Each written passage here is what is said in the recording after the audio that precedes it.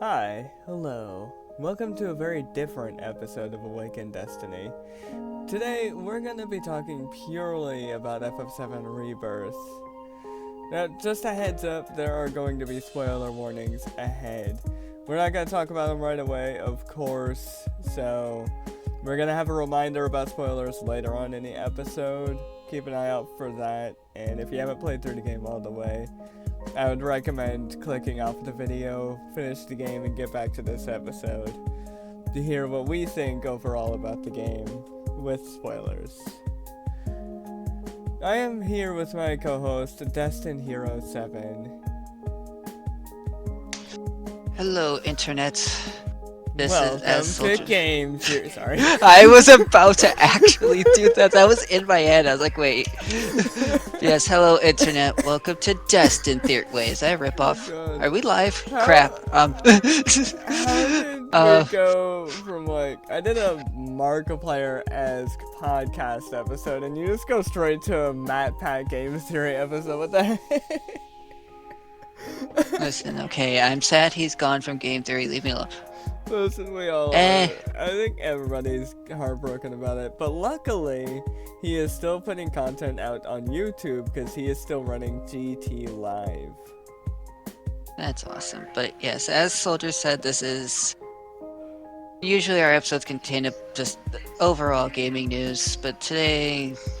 We actually had something set up for this episode, but then we scrapped it and we're like, well, we're doing Final Fantasy VII Rebirth, and I think that's fair. Yes, there is going to be spoilers ahead, so be warned of that. If you're listening on Spotify, don't listen. If you are watching on YouTube, click off the video, finish the game, and then come back. With that said, let's get into today's podcast. Just a heads up, you can listen for now, because right now we're not getting in any spoilers. I just want to point that out. We are going to do completely spoiler-free, so if you're interested in the game, you're not sure if you want to play it yet, continue listening until we give it the reminder of spoilers. That's when we'll jump into spoiler territory. So I would recommend... Yes, what Soldier said. Yes, you can listen for now and get an idea of what the game is about, and whether or not you would love the game. I feel like you would, because I absolutely love the game. But that's something to talk about throughout the episode. It's a really good game now. Now let's jump into the podcast. So Soldier, I don't know about you, but to keep this as spoiler-free as possible for the early listeners, if you want to call them that, I really enjoyed Rebirth. I loved 95% of this game personally. I think the open world was fantastic. I think licking red... excuse me, what? I think the character moments were absolutely glorious. Yes, the amount of content in the game was absolutely insane, and so far, easily my game of the year for this year. Yeah, so far, and I haven't heard of any games that could potentially be better. I mean, Hero was talking about another game, I forgot the name of it. Dragon's Dogma 2, and not that this is about that, but yeah, that's not winning. That has bad frame rate issues and microtransactions. So, as much as I love Capcom, your game's definitely not beating out Rebirth so far. Yeah, I don't think so, especially if they're doing microtransactions. My goodness. I mean, they might. Microtransaction games tend to go surprisingly far. It's weird. But that's not the point. Yeah, it's Metacritic Metacritic for Dragon's Dogma is 86 compared to whatever Rebirth is, because it keeps bouncing between 93 and 92, so I no longer know. Yeah, we'll just stick with 93 for all intents and purposes. Honestly, I do agree with everything you said. The overall gameplay was fantastic. I had a lot of fun with pretty much everything in the game except for certain parts of the story that we'll go over later. But gameplay-wise, story development-wise, for the most part, was really good. Character development, I meant, and generally there were a lot of really cool and interesting cutscenes in the story that just get you, and they have some very funny moments in the story. one of them ruins a specific moment we'll go over later, but unfortunately. Yeah. Oh, I lost my train of thought every time. But I will say, overall, from an action. There we go. I got it back. Overall, the game is very fun. My favorite part was licking Dio's tit. Sorry. I mean, what? Yeah, my favorite part was touching Tifa right in her. Wait, what? Mic lag. Sorry. What's going on? Sorry, our mics are just having problems today. I don't know what to say. But yeah, overall. No, for real though. Really for real game. though, for it being like half action, well, 95% like action and slightly turn-based because you have to pick your commands like you do in Kingdom Hearts. It is by far probably the best gameplay I've ever played in probably any video game, and I've played I don't know how many to completion at this point. I will say at least from story-wise. I will say I do like how Rebirth did the command picking mechanism? No. Mechanic. Mechanic. Yeah. Better than how they did it in Kingdom Hearts. Because Kingdom Hearts, you had to select them on the spot. But yeah, you didn't get a chance to really like breathe. Yeah, in like Remake and Rebirth, you can just press X in the menu for choosing your command. Based on how much ATB you have, will open up. Time will slow down heavily. You'll see movement and hear voices and like echoed slow motion, which I find very awesome and kind of funny in some portions. It's really cool to me, and I also speaking of gameplay, since we're not doing spoilers yet, synergy abilities is just absolutely incredible. Intermission technically introduced it, except Sonon was not playable, as we all know. But they did have synergy attacks, and now it's like a full mechanic, and I'm here for it. I will say, one of my complaints, even though it's actually not too bad for like really powerful enemies, I do wish that the limit breaks were not locked behind using synergy attacks. Because like, it would be really cool to just use Ascension straight up, but you gotta synergize with someone first before you can use Ascension on Cloud. Yeah, I gotta agree with that. I kind of just wish it was like Remake, where we can just take out cross slash and basically use Ascension, or do it like the original, where there was like 2 limit breaks for each limit break level you had.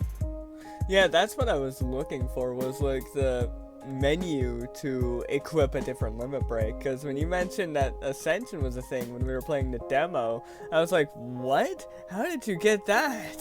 What? Yeah, I did not know that was a synergy thing.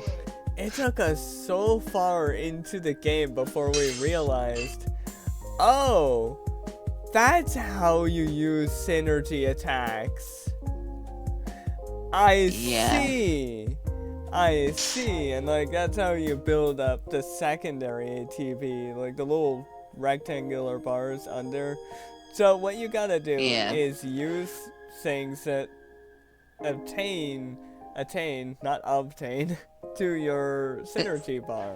Like for example, say you use like Braver on Cloud or a spell on Cloud, you also have to do it for another character. So you basically have to use abilities or spells or commands, if you will, build up their synergy, and then once you click X and open the menu up, the synergy ability will be like glowing like a blue color. At least that's how I see it as. Kind of a very colorful. It'll be colorful when it'll be very glowing colorfully at the bottom. And you hit the synergy abilities. What I do when I need to like use it on tough enemies, like those upgraded Alephadonks I had to fight in Gongaga. I ended up switching between Red, Yuffie, and Kate Sith, so I can use their abilities. Actually, what's cool about Kate Sith is I have a materia on him. He'll auto cast, so his bar will auto go up. I need to do the same thing to Yuffie, have like an auto ability materia on her, so her ATB can go up. Because that is a really cool thing that can come in handy and allow me to use synergy while still sticking with my main character, which I completely murder with most of the time. Yeah, no, if you do the setups right, at this point any character is broken. I just happen to mostly have Cloud and Tifa broken, and Yuffie broke it. Strangely enough, I haven't gotten very far with my materia yet, but right now I have Red and Yuffie broken completely. They are basically an unstoppable duo. I feel like if I was fighting, I could probably actually take on Odin with just Red and Yuffie alone. Because even like Nanaki has a he has a magnify materia on his Kiraga, so he could basically heal himself and Yuffie to full health if things get dire enough.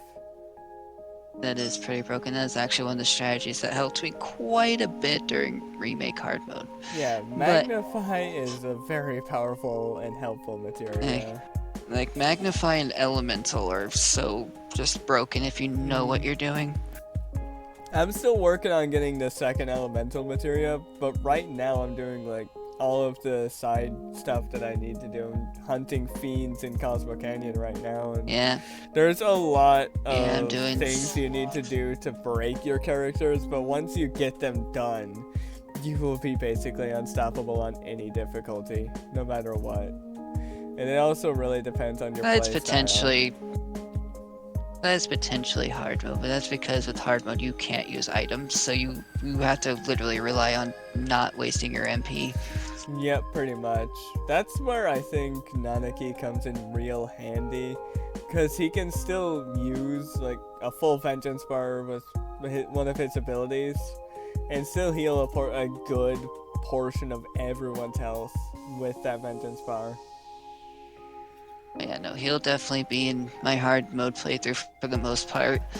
Probably still use Tifa, because with Tifa, what makes her broken is when you have someone staggered, you can increase that percentage, and then if you can get off a big move, you're basically one-shotting them while they're staggered. You just gotta be quick about it, but again, Tifa is very broken. That sounds like if you get an enemy to really low enough health, you can use the morph materia to like turn them into an item.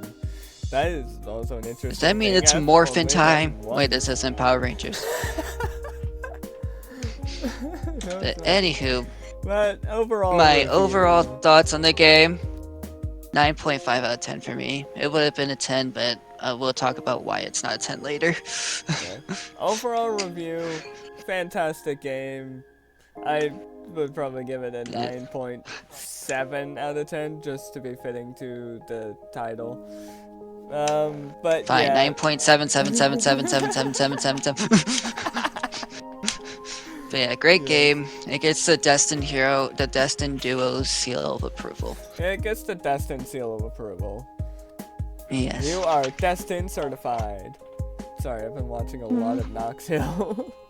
Anyway. It's definitely, before we move on, it is definitely night and day, like a huge upgrade over a remake, and I loved remake.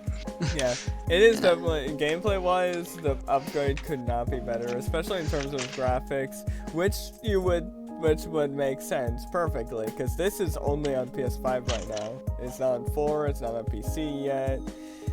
It's probably only coming to PC anyways. Yeah, I mean, Remake didn't even come to any other platform but PS and PC, so yeah. Literally, like, I think Sony has the whole trilogy legitimately secured for console exclusives. Pretty much. I mean, the only thing they don't have it secured, they also have it secured on PC, which is good, like, for modders, I guess.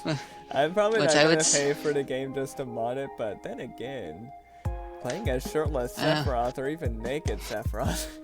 But then again, playing as a naked Dio and being able to squeeze your own. Wait, what? Sorry. No, for real though, it is a fantastic game. Then again, modding a cutscene where Cloud actually touches Dio's boobs. Real though, it is definitely a fantastic game. I would say I'd feel sorry for the Xbox fans who can't play it, but you knew what you were doing when you decided not to play PlayStation, is all I'm gonna say. Pretty much. I mean, hey, look on the bright side, Xbox stands. You still have probably the best remaster I've played in years. Crisis Core. You still have Crisis Core, and you have FF14. So, like, there is some Final Fantasy in it. potentially, unless Naoki Yoshida is trolling, you might actually get FF16. Keyword might, but right now they're working on the PC version. And it's definitely not a bad idea to pick that up either. It really, again, that one is also dependent on your playstyle. Like, I was having fun with it in the demo. The combat is actually really well done, but for some reason I can't stay awake with FF16. The story seems fantastic too.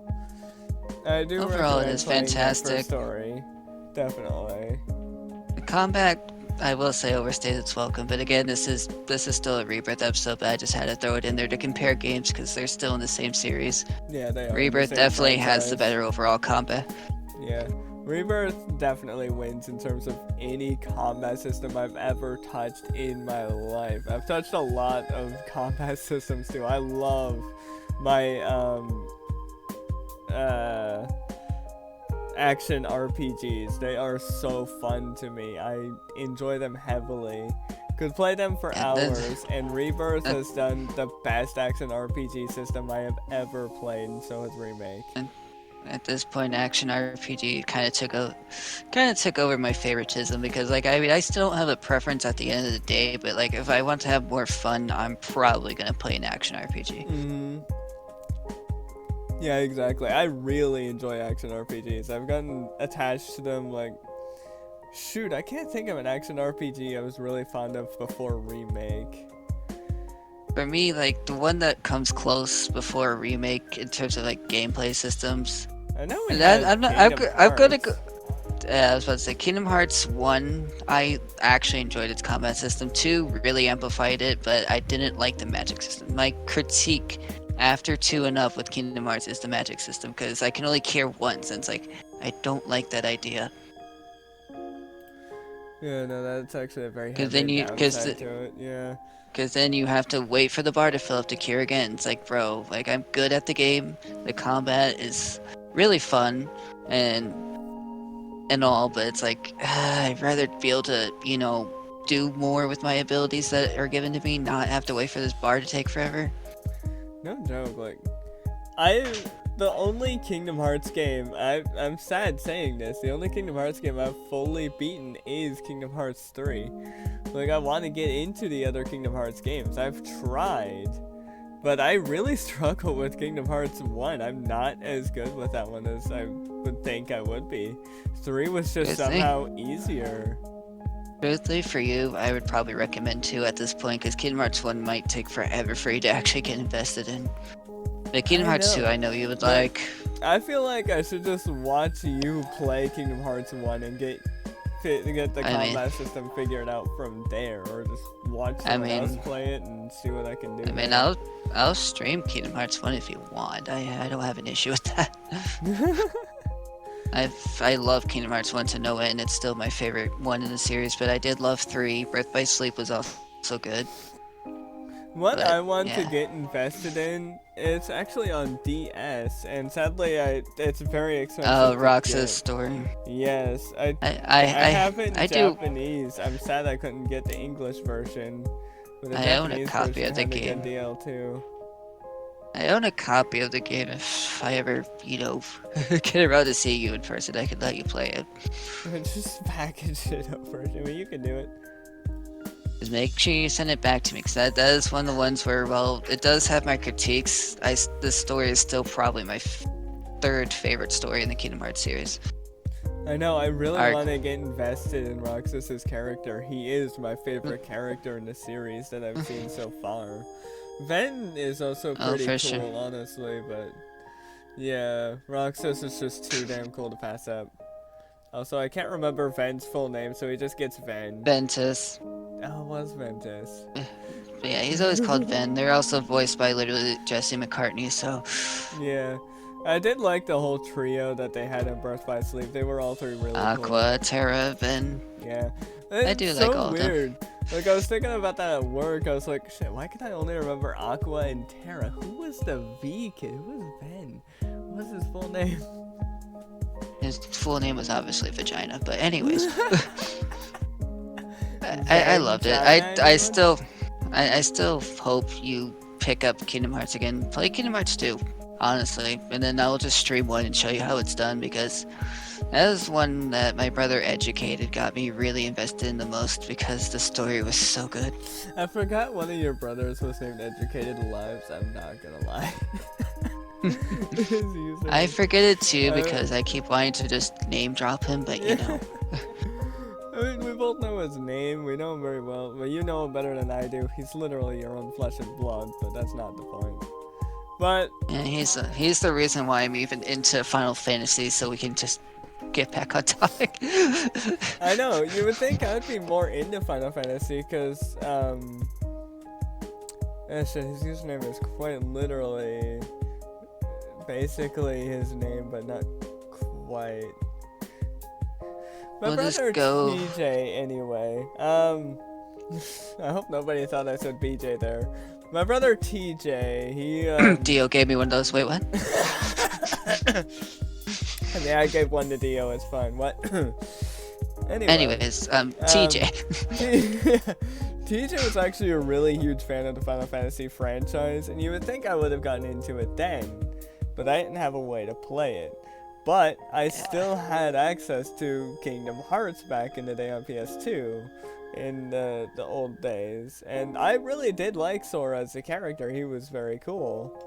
I was like, damn, Sora's a awesome. Keyblade for a weapon? I never would have thought of that. That's actually a really cool concept, is using a Keyblade as a weapon instead of a generic sword. Yeah, and it's funny how Kingdom Hearts happened, because I know, again, this is a Rebirth episode, but Kingdom Hearts literally got started because Nomura met a Disney, like, I want to say it was an executive, in an elevator, and they just started talking about the concept there in 2001, I believe? Either 1 or 2, I think it was 2 maybe. Probably 2002, Kingdom Hearts 1 came a thing. And it's still my favorite KHK. Which is very cool to think about, like, how they came out with it. Also, I will say, one thing I should try and play... Kingdom Hearts 1 was the one that had Stitch's world, wasn't it? No, that was Birth by Sleep. Birth by Sleep, I think, is the only one that had an actual Stitch world, but, 1... Oh, that's unfortunate. Well, I think 1 or 2 had Stitch as a summon, if not both of them. I know which was epic. Wait, 1 had Halloween Town, though, I believe. Yeah, 1 and 2 both have Halloween Town. What I need to play the game for is for the different worlds you can explore, the different characters that are from Disney that you can meet with Square Enix unique characters, aka Sora, and their Final Fantasy characters, like Aerith is in it. I've seen Zack, Cloud. Zack is in Birth by Sleep. And we've never seen Zack and Sora in the same room, so they might be the same person, I'm just saying. Quit spoiling the ending! Anyways. But yeah, no, Kingdom Hearts is definitely... Listen, nobody has any idea what I'm talking about right now, it's fine. Shut up! Zack is Sora, Sora is Zack, and both just want to touch Cloud. Anyways.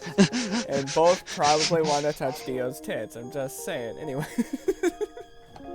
Zack goes to the golden sausage just to squeeze. That's his whole purpose.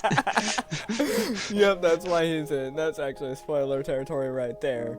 So, yeah, I think right now, I think we've given you guys enough listening time. 23 minutes. And of just rambling nonsense. Yeah, pretty much. I think that's plenty of time for you non-spoiler who haven't played the game yet. Hopefully you guys can get invested from what we've mentioned. There's a lot of great moments in FF7 Rebirth. I do recommend it heavily. A lot of funny moments, a lot of stupid moments, a lot of great moments. But what can you expect? Not every game is absolutely perfect. Yeah, and if you love Nomura-san, I mean, granted, Nomura didn't have like the biggest hand in this like he did Remake, but he still created the characters. I'm pretty sure he probably had a say in a lot of these moments anyways. So go check him out, because to me, Nomura is literally one of my heroes in terms of game developers. Like, I absolutely love his work, which is why I mentioned Kingdom Hearts. Oh yeah, Kingdom Hearts, definitely a great franchise, and Final Fantasy VII Rebirth has really shaped up to be a really great game, but on the spoiler territory. So again, if you have not played FF7 Rebirth and would like to check it out based on our review or based on any other reviews you've seen online, I do recommend it. And I also recommend clicking off of this podcast and playing Rebirth for yourself. Licking Dio's tits. Yeah, lick Dio's tits as well. That's definitely necessary. By the way, that is very necessary. That is the entire plot line of this game. If I do not see a comment saying I licked Dio's tits somewhere on this podcast, I will be disappointed in you. I'm just saying. I'll give you those judgmental eyes. I'll give you that side eye that Brianna White has, which she's awesome, by the way. Go watch Stranger. Anyways, that's not shameless plug. I don't know what you're talking about. Shamelessly plugging a girl that can already just mass 1,000 views. Great. Yes. And you know what? I have no shame in that because Brianna White's senpai has noticed me. No, that's fair. But yeah, go follow Brianna White on Twitch. She streams sometimes, as far as I know. I don't watch her that often, honestly. And she's a sometimers. She is very entertaining, though. I recommend her. He is definitely onto spoiler territory. So again, go play Rebirth, have a blast in the game, lick a Dio's nipple for me, and have yourself a fun time. You will enjoy Rebirth, I promise. That goes for the ones who haven't finished the game yet and are currently playing through it right now, because it's a big game. Yes. You're going to sink hours into it. So if you have not finished it, if you have not played it, you've been warned. This is your final warning. Spoilers are coming. So is Dio's tits. Anyways. Yeah. And yeah, you can expect that to be a bit throughout the video as well. We're probably going to talk about Dio's boobs a lot. We do not have a problem. We did this before the game dropped. This is nothing new. No, it's really not. You legitimately should have seen this before the game dropped. But, spoiler warning one more time. Click off right now. Now, overall story review. It was a really great story starting out. It started off fantastic. Really loved the intro to Calm, the intro to telling the story about Nibelheim. Probably should have paused. But anyway, getting to play as Sephiroth, that was awesome. And working your way around the grasslands, getting some side quests there. Genius. Now, overall, that story built up really well, too. That story built up throughout chapters really well. With the exception of, like, maybe one dudded portion of a chapter, and then the complete ending, which still hardly makes any sense to me to this day, and I watched you play through it twice, and I played through it at least once. Even to educated, the ending doesn't make sense, but yeah, I really love the intro to the game. Like, the Calm flashback was perfect, and like one of my favorite parts about that flashback is a part that isn't very well liked by at least certain people that I know in the community, but I loved when you're crawling as Cloud and you're just watching Sephiroth just absolutely terrorize the civilians that live in Nibelheim. And then you get the iconic walkaway, see? I can see why that wouldn't be a very big favorite to some people, because that is still a really hard scene to watch. Especially because, like, Sephiroth is really showing his true colors after reading all those books. One of my favorite parts about that whole Nibelheim flashback is, oddly enough, Cloud trying to stop Sephiroth from walking away, and he just gets yeeted across the room. It's like, what? Yo! Yeah, that part is, by the way, different from the original, because in the original, Sephiroth just throws a magical ball at him, otherwise known as materia. Pretty much. I cannot believe they changed it up so much, but it's so funny just watching it happen. I could watch that over and over again. But how is there not a gif of that? But Cloud getting yeeted reminds me of when Colossus hit Deadpool, and it would have been hilarious if there was like a pause there while Cloud was telling the story. He's like, guys, I have to pause. Shit just went sideways in the most Cloud salsa way. Yeah, he just pauses midway to bring forth wall. I guess we can all agree that shit just went sideways. Just went sideways. In the most Cloud way. Also way. And Barrett's just like, what do Well, you maybe mean by not that? the most. Barrett's just like, what do you mean by that? And it's just like, well, you see, Sephiroth just wrecked my soul.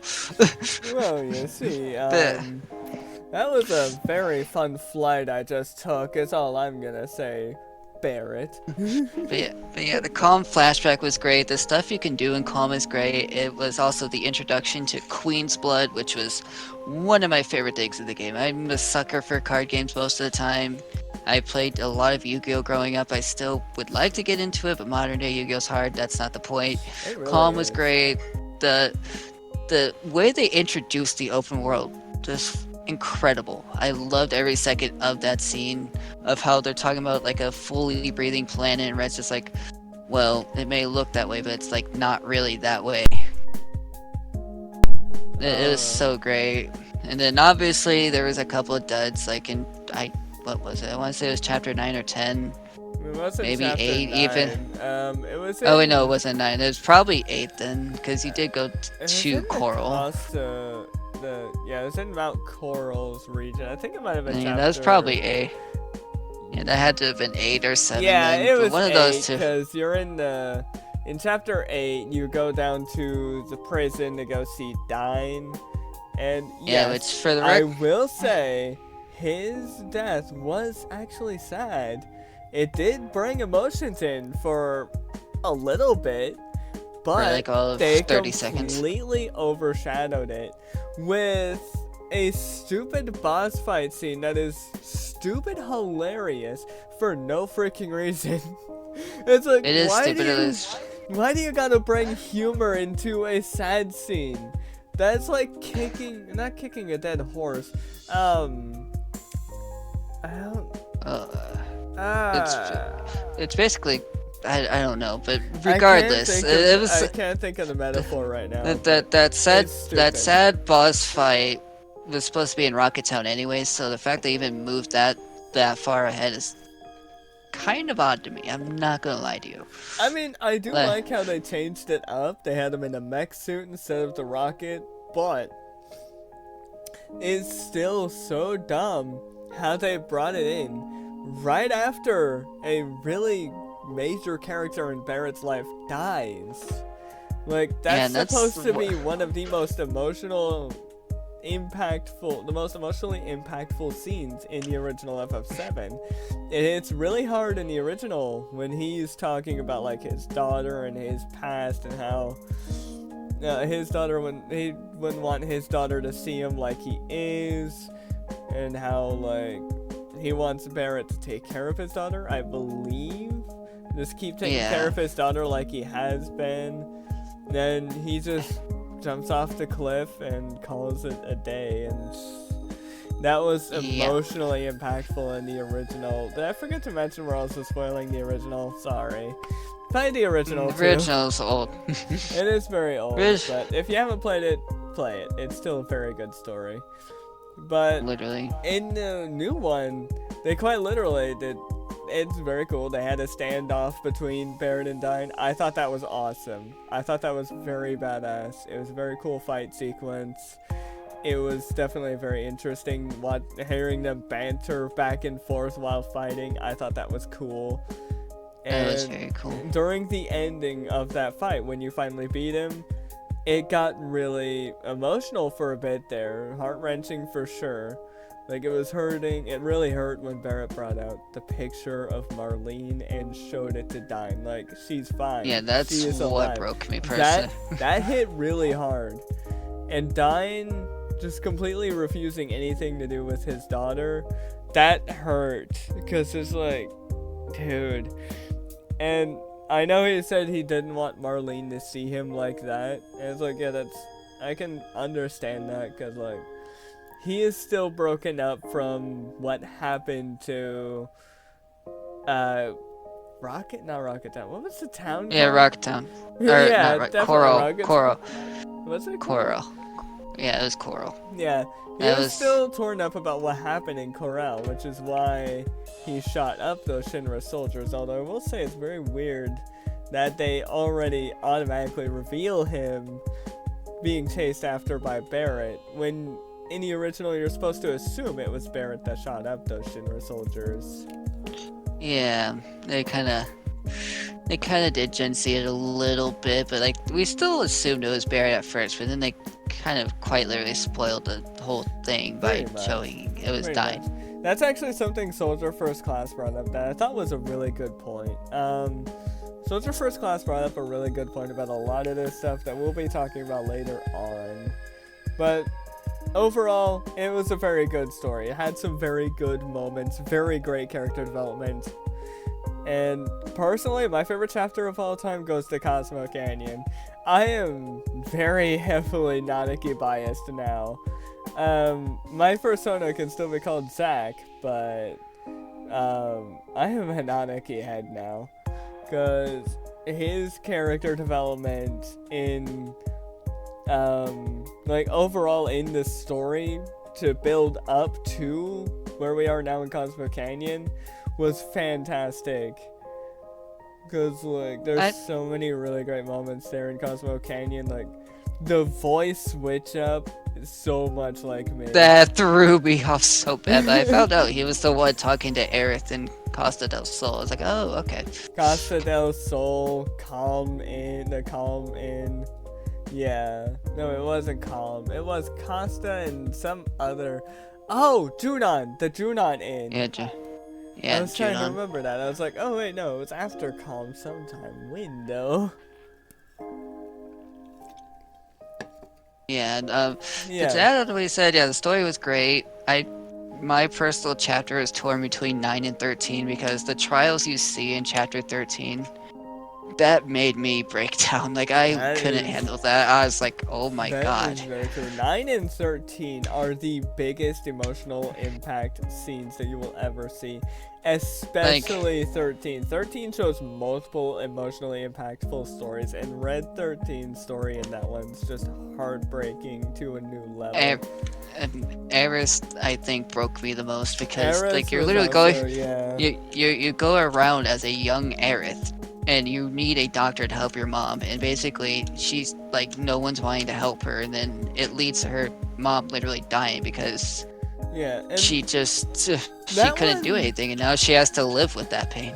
Not only did that scene hurt the most, but what really hurt me in that scene as well, like, it's pretty typical to see a kid getting ignored by adults, and I guess it's pretty typical to see adults push the kid down, like, go away, kid, the fuck are you doing? But the way they did it to Aerith hurt one of the most I've ever seen adults bully a kid. Sorry, something's up with my throat. No, it was a lot. Like every trial was crazy. Yeah. Like that is actually something we should definitely go over. So, I think like each trial was insane. I don't remember. I think it started off with Barrett and how we kept seeing Shinra shoot his arm while he's trying to save Dyne. I remember it started off with Barrett. Like, it did not start off with his arm getting shot off. That was in a flashback in chapter 8, where he was like talking about the story between him and Dyne, which that was where I thought his character development was really good. His character development for the Corral region was actually really good in terms of main story up until after Dyne's death, when suddenly you're just shooting out Palmer. Like, what the hell? That makes zero sense. Yeah. But the trials were definitely crazy. Barrett's, I know it had a lot to do with Coral. I'm pretty sure Dyne was still in there at some point because I remember those two running and talking about how Coral's getting it like torn to shreds, basically. Unfortunately, his flashback was not about Dyne. It would have made sense, but his trial was actually about his wife. He got a he got a reunion with his wife in that trial, and when they reunited, he was like the happiest man you could ever see. He was like the most emotionally happy man you could ever imagine. A man with that much muscle and a gun for an arm. Well, he didn't have a gun for an arm in the cutscene, but still. Yeah. And just suddenly, somewhere in that sequence, they killed off the wife, and he was, what was the word? He was grieving very heavily, crying with her in his arms. If it's a girl now, it's canon. He's a very buff. He's China, pretty much. WWE. Sorry. Oh, Rest God. in peace, China. I think she passed away, didn't she? Yeah, she passed away. Yeah. Rest in peace, China. I still really loved her, like her being like the bodyguards of DX. That was so funny. But anyway, yeah, he was grieving with his wife in his arms, and he got like his gun arm back, and it transitioned over to the next character. I think it like went over to all of the characters in order, and it ended on Aerith's sequence because her sequence was the longest. Yeah, hers was the last one. I don't remember what Tifa's was. I think hers was quite literally Nibelheim and her dad. Yeah, hers was Nibelheim and her dad, and talking about she's tired of Sephiroth and Shinra and all of that, which if you've played Crisis Core, you basically know that sequence anyways. Yeah, she's basically just like, her trial was basically her dad chasing after Sephiroth, like giving him what for, and like she chases after him to try and save him because like she knows Sephiroth turned psychotic and he could die, and he does end up dying. That's the flashback, and the whole point of those trials was them to face their past, which ironically, because since we're talking about this chapter, Cloud didn't have it. And for those who are wondering why Cloud probably didn't have it, is what do you think Cloud's biggest thing is besides, well, actually even that would tie into it, would be the Nibelheim flashback. But the reason why I think would be, quite literally, I think the trial Cloud could have is like reliving what happened at the end of Crisis Core. But what would be the point of that? Like, I mean, technically, because he doesn't remember. They do that for Tifa as well. They like have her relive Nibelheim, which you can watch in Crisis Core. But I do think it goes more in depth in her story because she's actually following and playing as Tifa before she's at the reactor. In Crisis Core, you meet up with her at the reactor as Zack. And it's the same thing with the cutscene in like the beginning of Rebirth. You're going to her with Cloud. But yeah, Cloud's trial wouldn't happen because his biggest moments he doesn't know because he pretty much still thinks he's Zack. He's still a very shattered Cloud, remembering anything. Yeah, unfortunately, I think the reason why he doesn't have it's definitely it. He's like an empty puppet right now, so he doesn't have like hardly any of his memories. All of the memories he has is the memories he's built with the friends he's made. With like the team that Cloud literally right now can't face his past, is what those trials are about. Like obviously Aerith with her mom, Barrett with his wife, Nanaki, I don't really remember what his was. This was what I was actually going to bring out. Nanaki was actually hard-hitting for me, because he was being, like... Okay, I actually remember you didn't really care too much about this part, but you start off in, like, Cosmo Canyon with Nanaki, and you have all of these Shinra soldiers and Shinra lights trying to hunt you down, trying to chase you down, and try and catch you.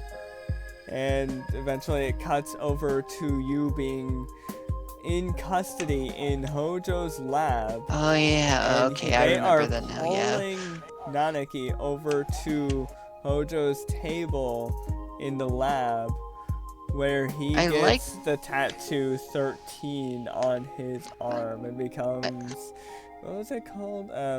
Subject 13 or something? Yeah, it's test subject number 13, which I like that part, but the reason why I probably gave off that vibe that I didn't is because it felt like animal cruelty, and we already know how I am. I don't like the mistreatment of animals. Yeah, I know, that was the unfortunate bit, like, yeah, that's why I couldn't watch White Fang again, because that one also featured some animal cruelty that hurt me to my soul.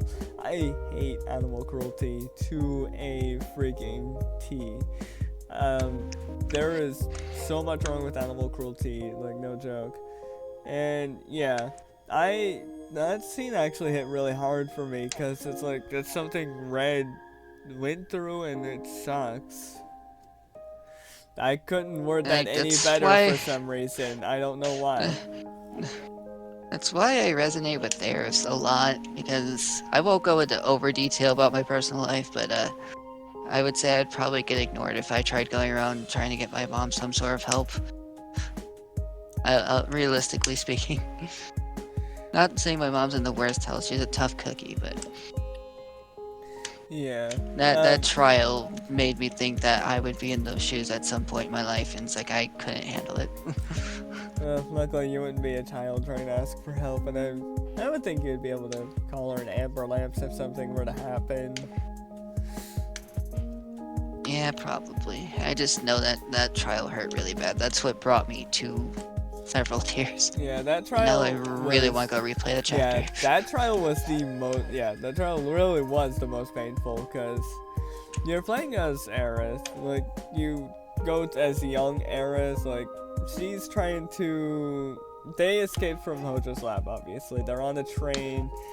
It gets very colorful as Eris' mom. I forgot her name. Elmira was her stepmom. I think that's what I was like. No, that's not Elmira. Maybe it still started with an E. I don't think so. I don't remember. Not important. You'll learn in the story. Well, wait, you're not here. This is spoiler territory. Oh, you clicked off. Fauna. Oh yeah, Fauna. Yeah.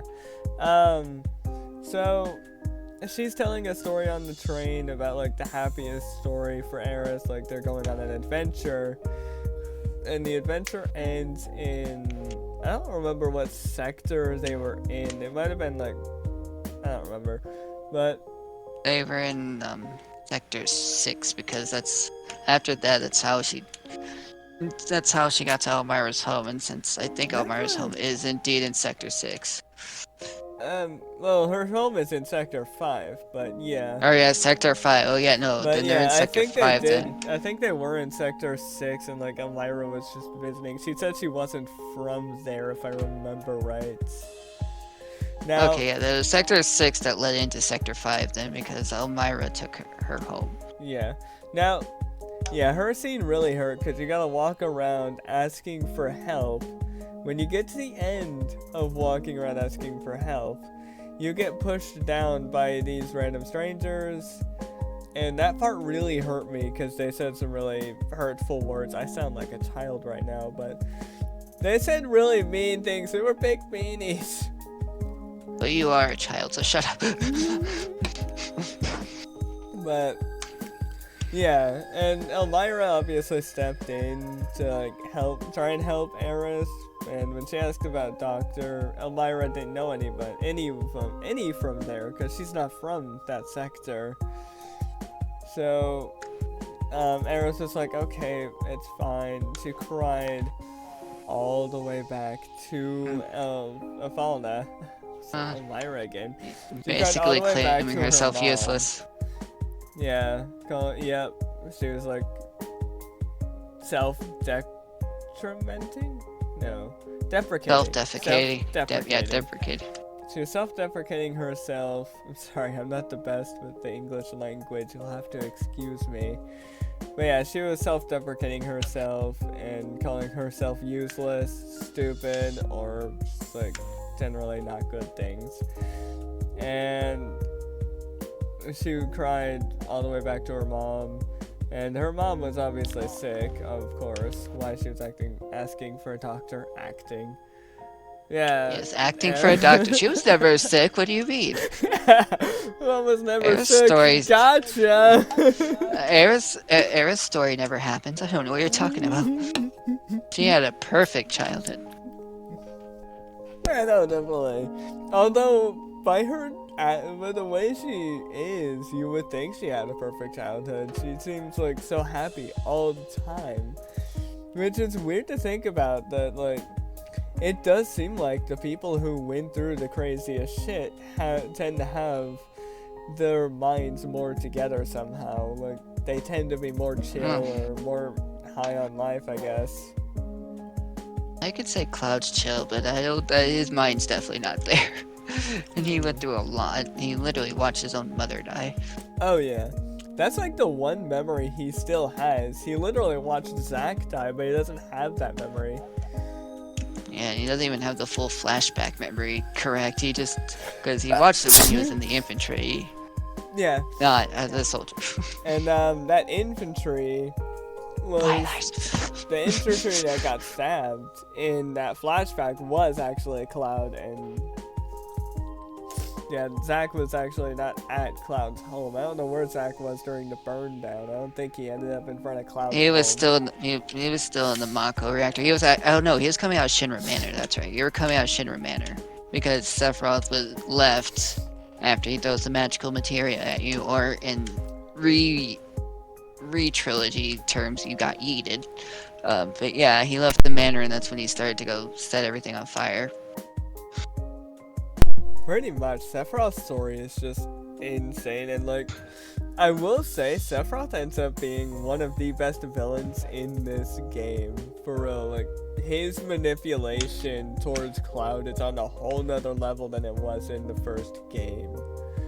Yeah, it goes even deeper, like, whew. It solidified Sephiroth as my favorite villain, regardless of what happens in the third game. Yeah, honestly, I really hope they bring it back in the third game. But, yeah, like I said, my favorite chapter, definitely 10 or 13 overall. Like, obviously 13 is one of those you're probably not gonna like at first, because it's a little confusing. It's a lot of really annoying traversing. It was still cool, don't get me wrong. Like, seeing the inside of the ancient temple was really cool. The Central Temple. I've got to put it out there. It's not as bad as Hojo's Lab. Once you actually understand it, it becomes very simple. It's really not that bad. It's just a little confusing at first, but once you get it figured out, it's really freaking cool. And obviously, the trials is like what solidifies that. It's like tied first favorite chapter, right next to 9. Yeah, and for me, right next to 10, because like, I still really love Nanaki overall as the best. He is the best boy, I'm just saying. There is no Nanaki pets in a 1 out of 10 game. Don't play it. I lied about my earlier review. I mean, technically, Yuffie pets Nanaki in Chapter 10, I think. Probably, but yeah, it is a great story. Obviously, we didn't go through all of it. Like, the Gold Saucer stuff was great. I loved doing the Loveless play. That was incredible. Yep. Gold Saucer the minigames were also very fun. Absolutely really well done. I really loved Gold Saucer. Like, the minigames were very fun. I will say the motorcycle minigame is definitely easier in Gold Saucer than it was in the original game when you had to do it for the story. Granted, you could skip it, but I mean, honestly, for story purposes, you may as well play through it. It's still playing an important part. Yeah, it was great, like, in Remake and in the original. Like, I mean, I didn't like the original's variant, but Remake was like, this is badass. You even have the music going to get you amped. And the music was actually remastered for all intents and purposes of Rebirth and Remake, and it was really cool.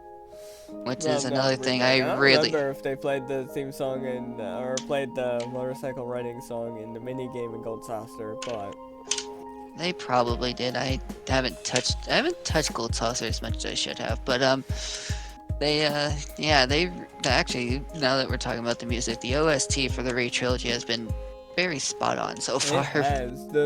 It has been incredible. I mean, obviously Remake still has my favorite track, but Rebirth has had some really good tracks, and I cannot wait to find the Rebirth soundtrack on Spotify to listen to tracks again without the game. I honestly think Rebirth probably beats Remake soundtrack for me. Like, outside of like the reactor theme. The reactor theme was sick, but like, no, I really like. I think overall Rebirth had the best songs in the soundtrack. There's just one song I still loved a lot more than any other in Remake. Well, yeah, Well, yeah, you love One Winged Angel Rebirth, which was fantastic. And I also really love Hollow for going with main theme songs, but No More Promises to Keep is right up there. Oh wait, the original soundtrack is actually on here. No Promises to Keep, Costa del Sol. Okay. Yeah, I loved a lot of the soundtrack, and I want to bring up another thing Soldier First Class brought up, since, we probably should just go discuss the ending anyways. So you're fighting the second form of Sephiroth, if you will, Bizarro Sephiroth. But it's not playing his theme. At all. You're not playing Birth of the God, and it was kind of... That's probably one time the OST kind of missed, was you weren't playing Birth of the God. That's all you had to do for that, and that fight would have been more acceptable for me. Oh, yeah, the Genova at the ending. No, it played the Genova theme for the Genova fight, but when you're fighting Sephiroth, and you're fighting, that's when you have to destroy the wings and stuff, that's Bizarro Sephiroth, and it was not playing Birth of a God. Which is Bizarro Sephiroth. Yeah, that sequence was very weird. It is interesting, because in Remake, they remastered a lot of theme songs for the original. But in this one, they did not do that as much as they should have. Remastering Bizarro Sephiroth's theme probably would have been fantastic. Yeah, they missed a couple of spots. They remastered most of it, but not doing Birth of the God for Bizarro Sephiroth is such an injustice. And they're probably saving it for Safer Sephiroth, but still. Why? I feel like didn't Safer Sephiroth also have his own unique theme in the original? No, when you're fighting Safer Sephiroth in the original, it played One Winged Angel. The original. That is true, yeah. I do wonder, they should just do that, play another new variant of One Winged Angel, but somehow make it better than Rebirth. One Winged Angel. If not that, then do Birth. If not, then just do Birth of a God, means that is his actual God form. Yeah, it really is. I mean, Safer literally is God in that language. I don't know if it's Japanese or not. It is Japanese. It is katakana Japanese, I believe. Wouldn't it be softer then? Something, but I've always called it Safer because it's literally spelt that way. Yeah. It just feels weird calling it Safer, because well, yeah, he's definitely not Safer. He can he can launch a supernova. Yeah, when he launches a supernova, oh my god, I cannot wait for that animation though. The supernova animation is gonna be so That's cool. probably gonna take that's gonna take all of the third game's budget, just a supernova. Yeah, that supernova. Because you have to do that correctly. Yeah, that supernova, it was really long in the original game. You had to sit there and wait for it to hit, unless you sped up the game. And between that and the Knights of the Round summon animation, which I don't know if you ever got that in the original, but that also takes a minute. My main summon was literally Neo Bahamut. I didn't even have the strongest Bahamut. Yeah, no, the strongest summon is definitely Knights of the Round if you want to really end some fights, but I don't know if they still keep him in, which I feel like they should, because he was a great summon to have, or whatever, I don't know. But it was off. Keep him in. I don't think I could see them removing any summons. They even have Odin, which I forgot was a summon in the original. I'm not gonna lie. Yeah, I don't even remember him being in the original, but I also don't remember. I don't think it was. Actually, another one I forgot was in the original was that Fortress one. I can't remember his name. The one that starts with a K. I don't think that one was in the original. I think that one was actually brand new that they added for this. Was it? I have all this. Yeah, because I have all these summons in the original. I actually have my original save loaded up right now just to see. I don't. Hold on, let me see. All summons. Because I'm pretty sure I have Knights of the Round equipped on Cloud, don't I? Yeah. Okay, let me see something. Okay, so there's Bahamut, Zero, Hades, Neo, Phoenix, regular Bahamut, Leviathan. Oh, Odin was in there. Shiva. I know I have. Wait, do I not have all the summons?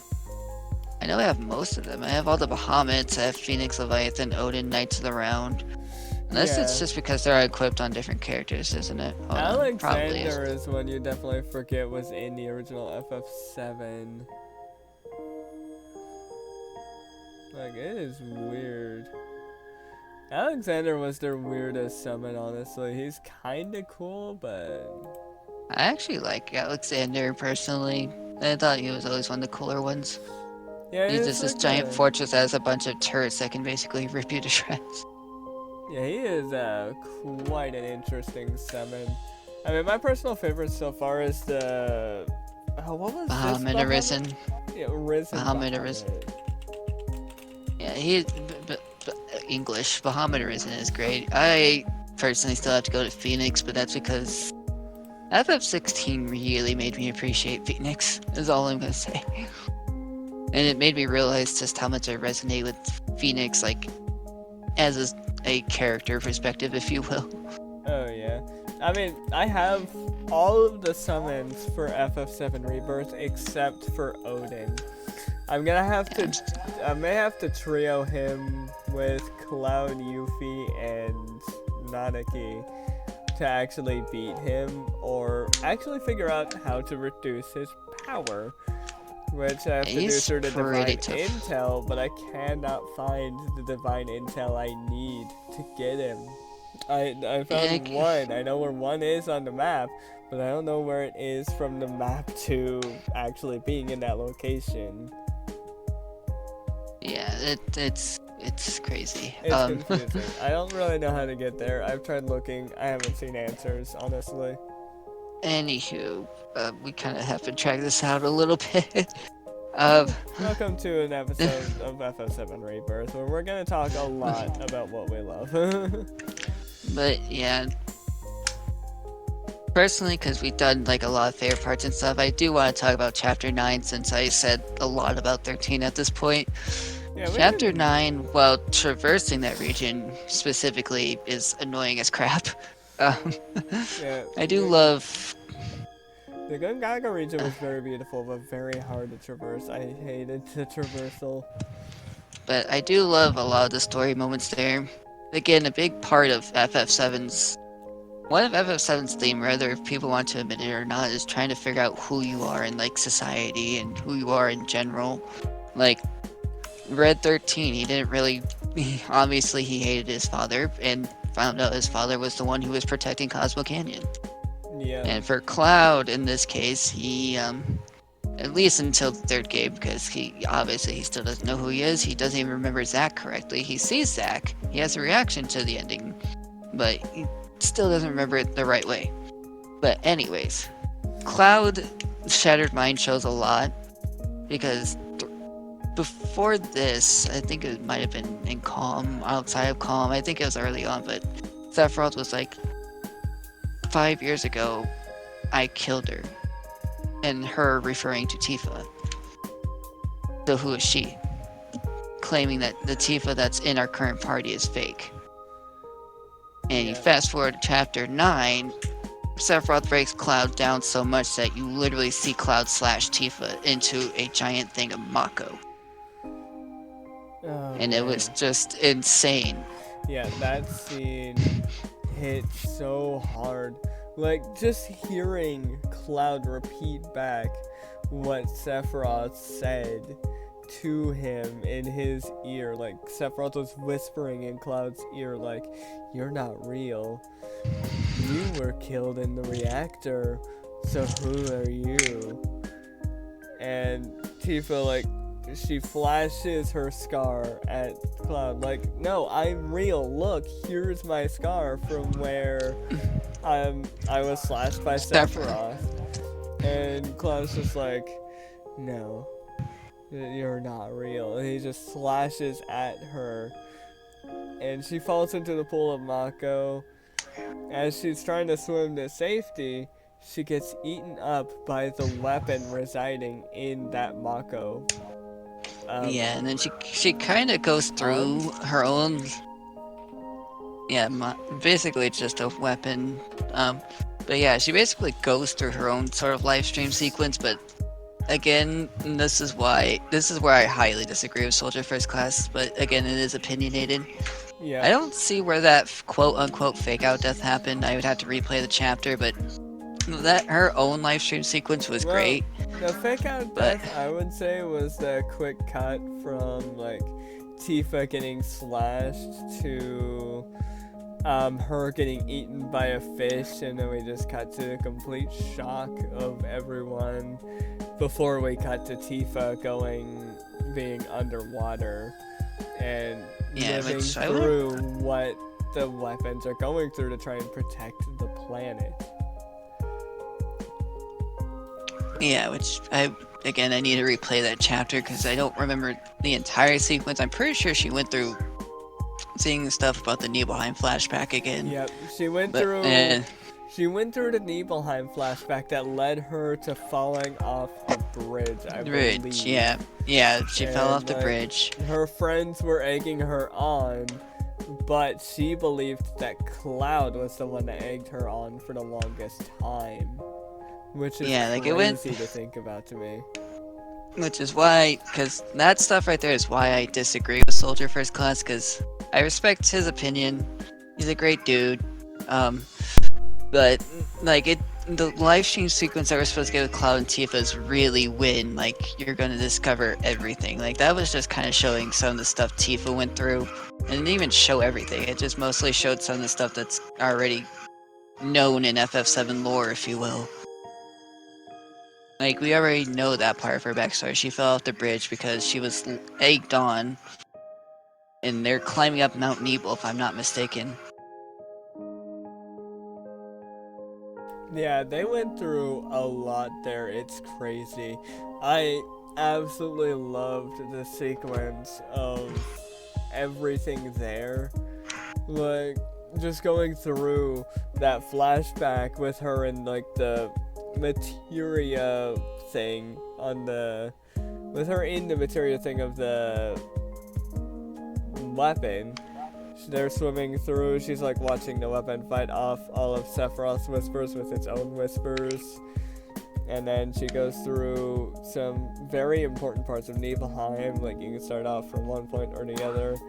I started off with the point where she was with a bunch of kids, Cloud was like far in the back, like the kids were like egging her on to go do whatever she wanted to do. I don't remember specifically what she was wanting to do, but the kids were egging her on to do it.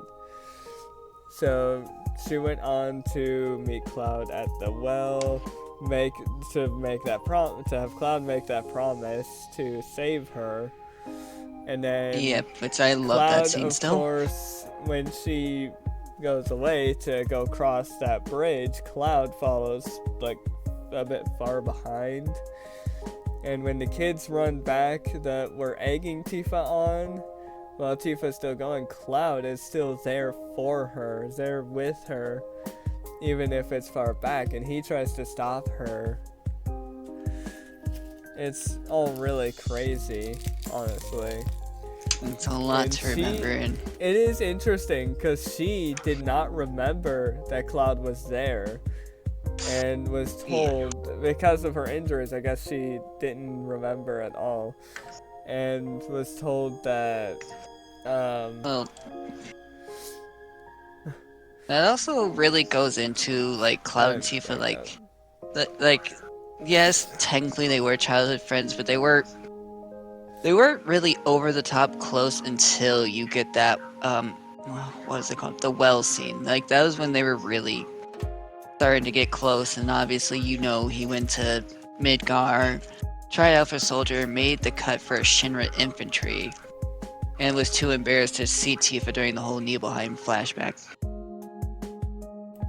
Yeah, no joke. And honestly, yeah, going from like back there to where they were really close friends, and like going through Cloud's sort of like trying to build up to Soldier, and then going back to that calm flashback, he was only an infantryman. He didn't want to be seen as an infantryman. He was hoping to come back and be Soldier, but and he was not embarrassed quite there yet.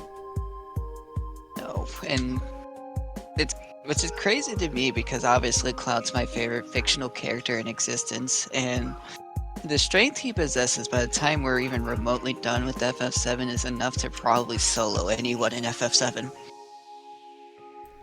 Yeah, no joke. And like, yeah, generally, yeah, Tifa did have probably the best character development scene overall with that portion alone.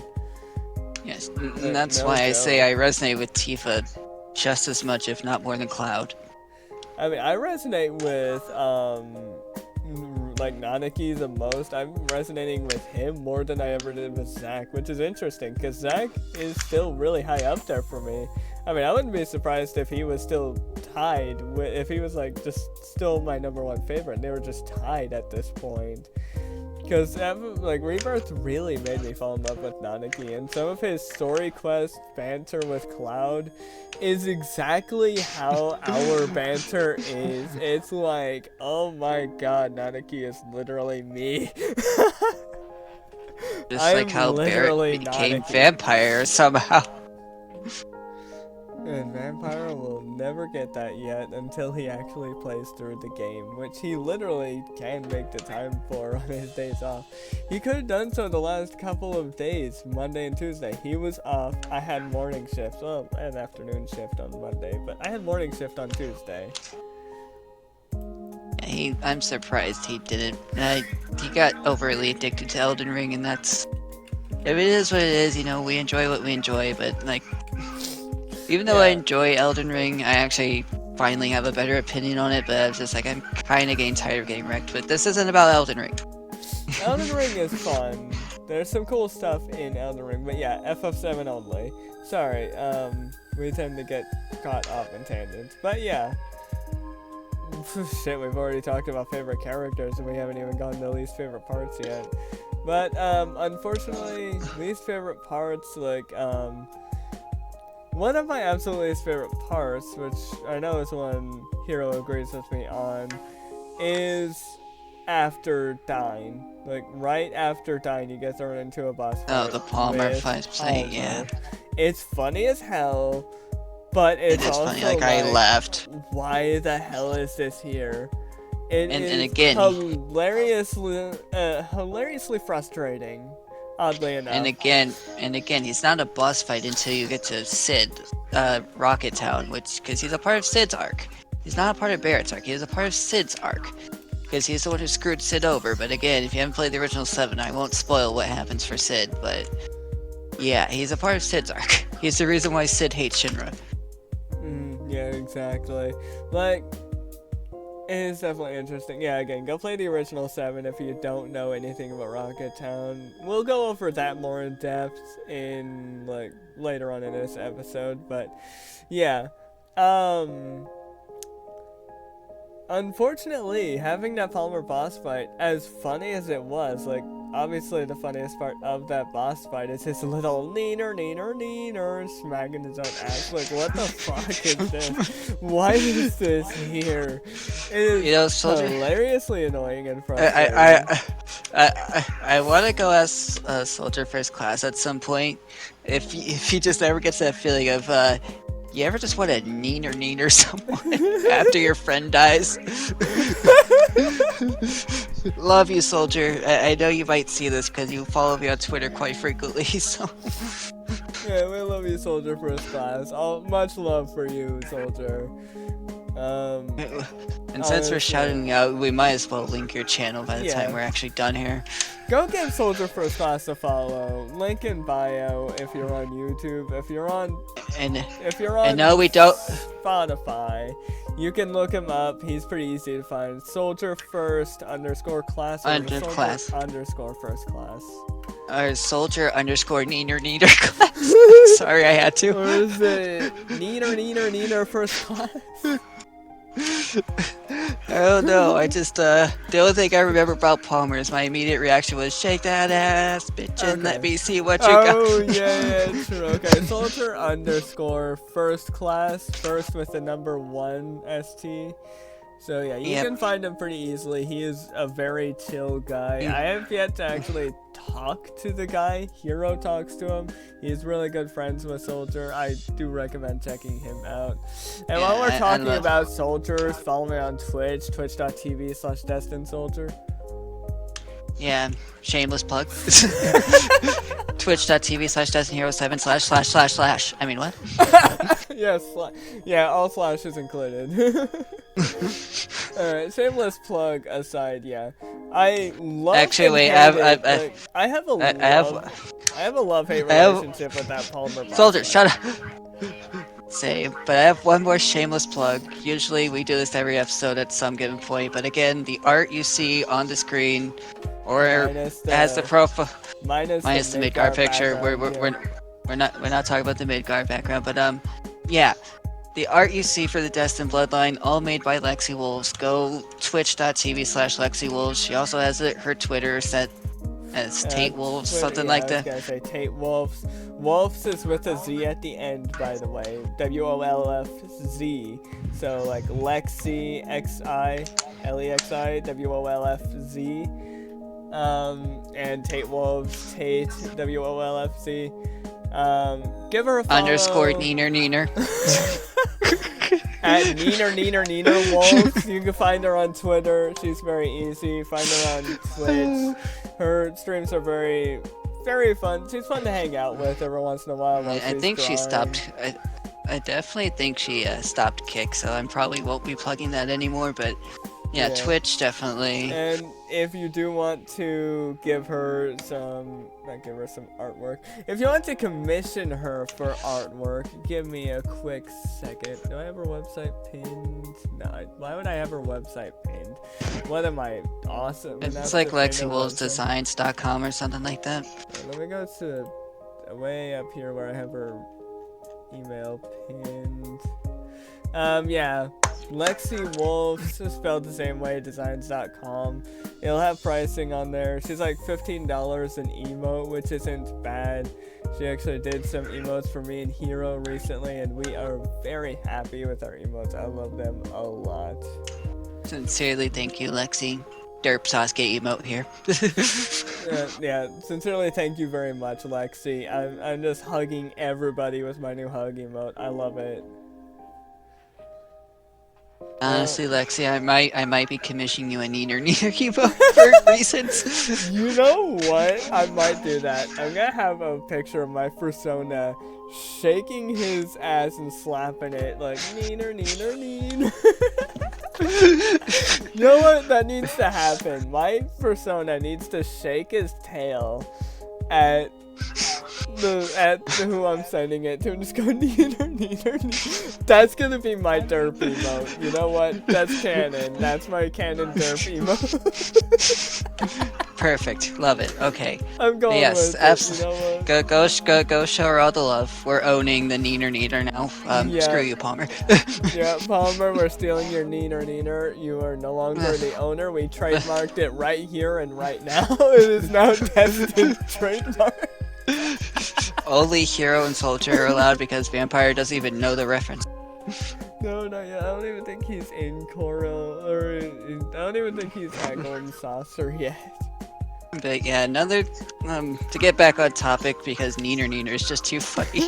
But another thing I didn't like much, and Soldier knows this because he knows Nibelheim has always been one of my favorite things about FF7. But I did not like the chapter it was given. Because you had to go around as Kate Sith, you had to keep tossing boxes at either switches or making sure a platform's way down, and it felt very tedious. I know. But what gave it... It is weird how I picked up on that puzzle system better than you. It was annoying, and I didn't like how the aim system was, but I don't fully hate it, because the second half of that chapter, where you're fighting Vincent and all that, I love that stuff. You cut out that first half with Kate Sith and just give me, like, I don't even know what you would call it, but, like, fighting Vincent was really cool. That was a very intense boss fight. Vincent Yeah. makes any straight man go gay, by the way, with his voice. I did not make the rules. Hey, Vincent just already makes you go gay with looks alone. The long flowing black hair, the cool red flowing cape.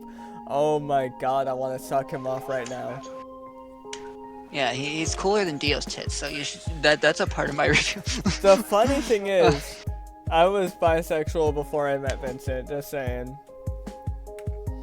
Yeah, But you probably like his neener too, don't you? We're gonna run this joke try. we're gonna run that joke through the ground. But yeah, that's about the only two things I can say I didn't. Well, okay, besides the ending, but that's literally the next topic. Yeah.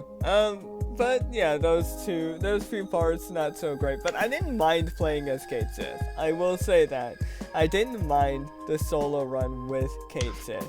I had fun with it, but that's probably because I understood it better.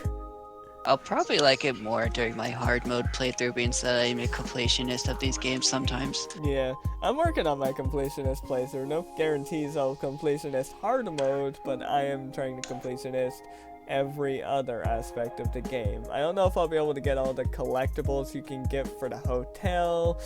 You're not there yet, but you'll know what I'm talking about later on.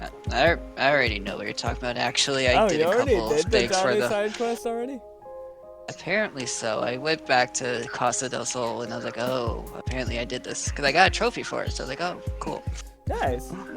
Yeah, if you go to the hotel, yeah, you'll see it's not blocked off by boxes you have to squeeze through anymore, and it looks a lot Actually, that's better, now that I think about it, that's another thing I really loved, since, you know, we're kind of just on love/hate topics, I guess. Pretty much. I loved Costa del Sol to like the T. Like that, everything about it was Costa del perfect. Sol was beautiful. God, doing all the mini games was so fun. Dude, the God, Monarchy the soccer Queen's game, Blood- chef's kiss. The Queen's Blood. Wow, we're talking about two separate things that. We're talking about the opposite things that I feel like the others should be talking about. But yeah, the Queen's Blood minigame puzzle was difficult as hell, but I oddly enjoyed it because it's like, oh, okay. So I gotta do this, and I get it. Okay, I got it. I did it. It was so much dopamine to actually get the puzzle. Like, no joke. I loved it. But So, yes. Soldier, you want to know how broken my Queen's Blood deck is if I get the right setup? Is it the Turks? Basically, if I have... broken? Yeah, because if I get Bahamut, they can't do much. And I have Bahamut as a card in my deck, so... Yeah, I have Bahamut. Oh my god, my deck is so broken if I can get Rude, Reno, and Song all together. That is so broken. Yeah, but I I'm working on it. those. Yeah, there's actually a Turks deck you can buy. I thought you would have had that. Yep. No, I knew about the Turks deck. I never bought it. I bought just it. haven't I got- had to because like Turks, like Reno, Rude, and Sung are all great. And they have Elena too, but I haven't found a good use for Elena yet because like they literally got Rude, Reno, and Sung all together perfectly to where they have their own row. Like right now, my current setup is mostly around Ifrit, Bahamut, and Titan. And I think I have Chocobog in there. That does remind me, I need to go... Oh, it just now hit me what that was on the mini-map, the full map that I wasn't understanding. There was that icon after, like, the side quests and the intel you gather for Chadley. The third thing is quite literally Queen's Blood matches that you've done. That just now Queen's hit Blood me. actually. I was trying to figure that out for the longest Queen's freaking Blood, time. oddly enough, has like a really dark story to it because I was watching Blitz play it, which is again another great FF content creator. You can, if Soldier wants to, you can link him too. I love Blitz; he's great. I feel like I'm gonna be linking a lot of YouTubers in this episode. Yeah, the Queen's Blood is definitely dark, but it's really well cool. shout out I need to play from. May as well shout out Baby Baby Sid. Seal while we're at it. Daddy Baby Seal. Good old Baby Seal. He's also a big old FF7 nerd. I don't watch neither Blitz nor Baby Seal. I barely even watch Soldier First Class, honestly. So yeah, that's egg on my face. But they're all great content creators in their own way. I mainly am just too stupid to go branch out to other content creators. I watch what I watch, honestly. I barely even make time to watch Twitch streamers, which sucks for me. I mostly watch the streaming perspective more than I do their own videos. That's nothing against them, though. Oh yeah, it's just like you like watching them live and being able to interact with them. Like I should say I tend to watch S1C's videos a lot because like when I see his notification, I'm almost instant click. But that's because like I've resonated with that dude for so long at this point. He kind of became my ride or die. That's pretty much the same with me and Markiplier. He don't need a shout out. He don't need to be linked. If you don't know Markiplier, then sucks to be you. But he's like Neener to you. Yeah, if you don't know Markiplier, then neener. Anywho, yes, but yeah, he's literally my insta-click. Whenever I see a new video up by him, I'm just like, yep, that's going right in my eye holes. Yeah, I'm usually that way with S1C. I want to shout out NSP, but like, I don't know. Some of his content hasn't really like he did an ending explained video, but like the primary ones I watch tend to be S1C. I watch Baby Seal from time to time, mostly when he's doing Seal Team 7. That's when he does his lore god stuff. And then Blitz. I don't always watch Blitz either. That's nothing against him. I love him, but speaking of which, it wouldn't happen to be the same Blitz that was in Smosh Games, would it? Part of me really, holy crap, they do look similar. That's the sad part, but no, I don't think it's. I don't think so. Okay, if it was Blitz, then how come you haven't said anything about your Smosh Games, Blitzkrieg, huh? That's okay, like anyways. The first one that came to mind when you say Blitz.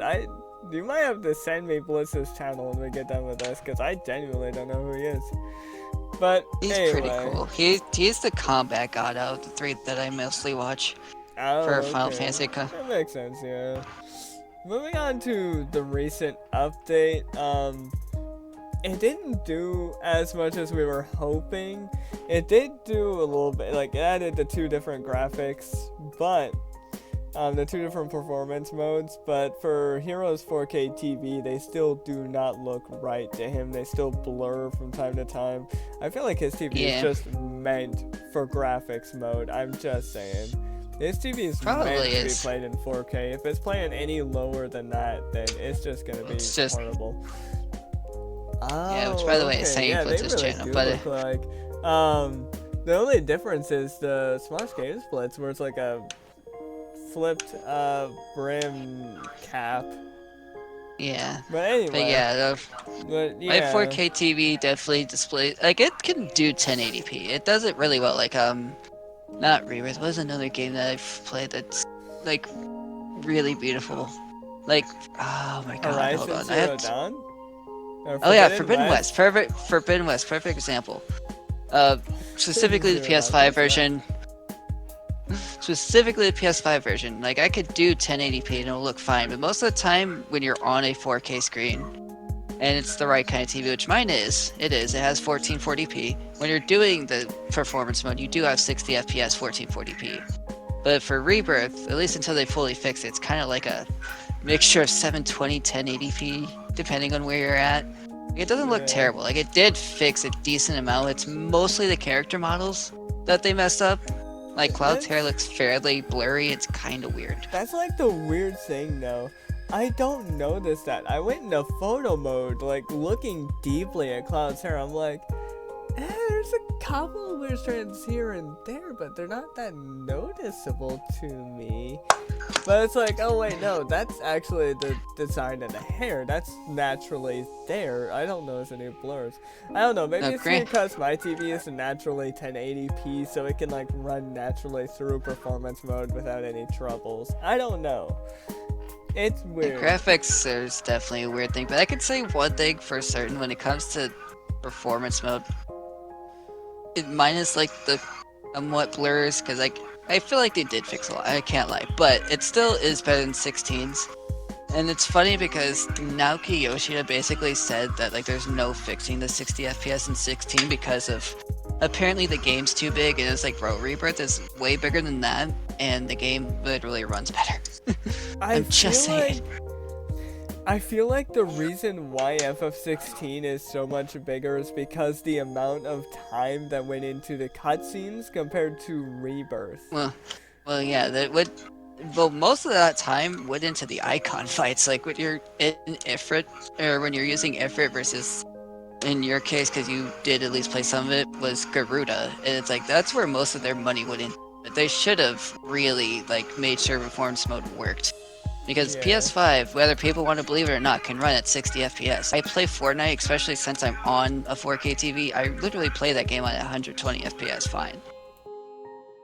Yeah, for the most part, minus your unfortunate lag issues. But yeah, another part of the update that I've noticed, I've sent screenshots to Hero as well, is that sometimes the character's stance will bug. I was doing the Turk side stuff that you do in the Gungaga region to try and get another another relic, proto-relic. I was grinding out the proto-relic for the Gungaga region, doing Turk stuff. Every time I would go to open the chest to get a free item, Cloud would just suddenly do this two-handed stance, like he's in, what was that fighting stance he does when you press triangle? Oh, Punisher mode. Yeah, he did the stance like he was in Punisher mode, but he wasn't holding a sword. He just held that stance. I'm like, what the heck? And then, after I finished all of that, I was getting ready to do the side quests. I went to the Gungaga region to interact with the notice board.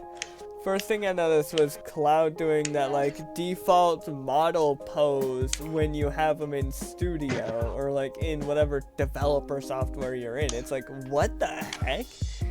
Which in Square's case would be Unreal Engine. But yes. Yeah. On whatever engine they use to like do the character models, they could have used anything honestly on that one.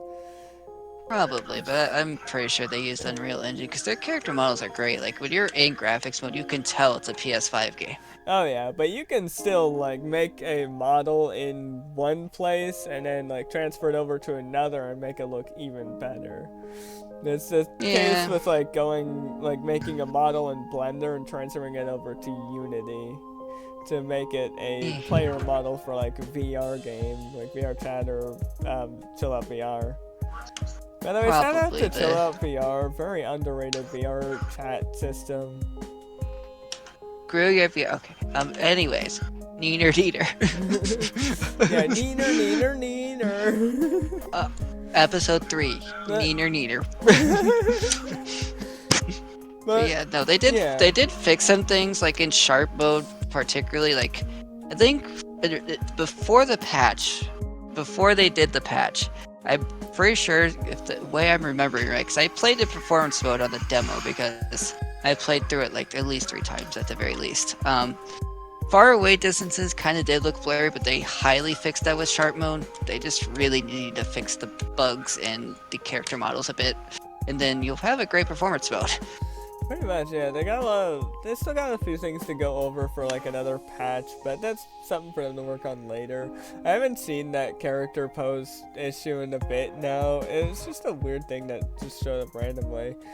Now, as for the ending, like the full-on ending, there was a lot to take in with just the cutscenes alone. We talked about the combat and the fights with Bizarro Sephiroth. Yeah, Bizarro Sephiroth and Genova. Like, Genova's boss fight was actually really good. It was really cool to fight Genova. But And you would think it would have just ended after that. Yeah, Bizarro Sephiroth felt really out of place. Like, Kind obviously... of was. Like, anything after the Genova boss fight was kind of out of place. Yeah, the Bahamut boss fight was fitting, because, like... Oh, wait, no, wasn't Bahamut protecting? No, there was a Bahamut boss fight, but yeah, it I wasn't remember that... Bahamut was there, but I was like, wasn't Bahamut, like, during? Like, Bizarro Sephiroth, was he during Genova? I can't remember. I think he was like directly after the Genova boss fight, which he was fitting because he was protecting Genova. He was very fitting, and he was making it hard to actually fully kill Genova. And like after that, it all went completely off the rails, bringing in Bizarro Sephiroth. Like obviously, before all of that, you see this cutscene where it goes in between Aerith getting stabbed and Aerith getting saved, which is, well, no, it went the to infamous Cloud saving. So it went to Cloud saving Aerith at first, and like the sword sitting in the ground, but then it cuts as a transition from the sword being in the ground to being in Aerith in the ground. That was very weird to me. It was strange. I feel like that, like in Cloud's mind, but one of the most infamous scenes in FF7, you couldn't just show it picture for picture of Sephiroth stabbing Aerith was just really off-putting a bit. No, it was really weird. Like, that is probably the most iconic death scene in video game history. Literally the most iconic. Whenever you look up iconic death scene, that's up there. That is highly up there. 9 times out of 10. And almost always in everyone's. It's almost always in the top 5. But yeah, if they would have done that in 4K like they should have, it would have been even more iconic. Yeah, they would have. They would have made that like even more iconic. Literally, yes, they did kill her off in some way, in their own weird way that I'm hoping they will expound upon in the 3rd game. Or at least explain it. But there's definitely no like recovering from how they did. I know, but like literally, there's no like fully recovering from it, even if they explain it in the 3rd game. Because we still have to wait like 2 to 4 years for this 3rd game to come out. We still gotta wait a while. Like, again, Rebirth is still a great game, but the ending is just very off-putting. Like, cutscene wise, it was very off-putting. Boss fight wise, and the whole really Zack stuff. The whole Zack stuff was also a bit off-putting because like. But Zack's purpose wasn't even really explained. Like, yeah, it shows where he picks whether to save Biggs or Cloud in both scenarios and what happened, but why was he there? Yeah, why did you do that? That's the one thing that's not explained very well in the game so far, is that they didn't explain Zack at all. Zack was just there for the sake of building up his character more at this point, for the sake of the fans who wanted more Zack. And yeah, there were some parts about Zack I absolutely loved. His conversations between him and Marlene definitely were very good. But the fact that he's there is still very confusing in the mind to some degree. I have thoughts, I have theories. Like, I don't think it's a full-on multiverse. I just think like Cloud's mind is split between realities, and Zack is one of those realities that his mind is stuck in. I think there is a multiverse, but that multiverse only exists in the live stream. Because anytime you've seen multiverse-esque stuff, you weren't even on FF7's planet. You were dealing with Sephiroth, you were dealing with the Whispers. Because that's the common theme with Remake and Rebirth, is you were dealing with Sephiroth and the Whispers, you were in an unknown fighting field, if you will, which is the live stream in case of Rebirth, because you did fight Sephiroth in the live stream when Aerith came out of that portal, which, again, save that for part 3. Like, you should have left Aerith just die, not even have, again, nothing against Brianna White, she did great. But no more words after she was dead. Like, I would have been okay with her death in this game. The way they played it out, if she just didn't talk. Like, I know that sounds bad, but come on now. I will say, I do not mind the fact that they brought her in for fighting with Sephiroth, because again, that's probably in Cloud's mind. It doesn't really happen. We know that Brianna White or Aerith is technically the live stream at that point. Well, yeah, she But, definitely like, came from the live why- stream during the fight. Why have Cloud be able to have the ability to wake her up while everyone else around him is grieving? Why not have Cloud grieve too? I know his mind is a total mess. You're trying to show his mind is a huge ass mess. I get you're trying to show that, but you could still at least show his messy ass mind grieving over Aerith's death. Like, come on. Instead of just having her speak like as if she's, you know, a fake out death, it's like, no, it's just Cloud's mind. But it's like, you already displayed so much of that some of this should have been saved for part 3. Like, I generally think the Aerith Cloud fight I would have taken better if it was in part 3. Because you didn't really give us a chance to breathe when she died. You're just like, well, here's the Genova fight. Okay, that's fine, because that actually happened. Yeah. But like, if it then was you threw if it was just a Genova fight, I would have been fine. But there was really no time to breathe. There was nothing but fights after fights after fights with that whole sequence. It's like, why is this here? Why is there so much to it? And I feel like this is literally the never-ending boss fights that Hero mentioned earlier to me. And yeah, it was so freaking weird. I hated it. I so hated it. It was very weird. And you introduced Bizarro Sephiroth so early. It's like, okay, so I'm okay with it. I'm only okay with it because it, in a way, like the way I've seen the Sephiroth boss fight stage, like in Remake, yeah, you fight Sephiroth human form. Rebirth, you fight Bizarro, and then you, for some reason, fought his human form in the live stream, which was a little stupid to me. But again, you're building up. To me, the way I see it is you're literally power scaling to where you're building up to where we should be able to fight safer Sephiroth, his strongest form. Now, at this point, here's how I would have accepted the ending a little bit more. They could have started off, obviously, like, you're at the peak where you can see Forgotten Capital or something like that. And Forgotten Capital or City, both are acceptable. You can go down, you obviously work your way down to, like, going inside the Forgotten Capital where you see Aerith's death. I would have been okay. Like, you obviously tried to kill Aerith and, like, you're thwarted by something, and you just see Sephiroth dive on down and kill Aerith, and then roll credits. I would have been fine if they just fucking saved whatever happened after that for the sequel, for the third game. Honestly, I would still need the Genova boss fight because you have to have, like, Cloud putting her in the water and everything, which they didn't even do that. That's why this ending really was just like... They really didn't. It was That's cookie why cutter. I'm saying, like, I wouldn't even care if they saved the Genova boss fight or whatever else they had planned for the third game. I wouldn't have cared. They could have cliffhangered it there. I probably would have been better off there.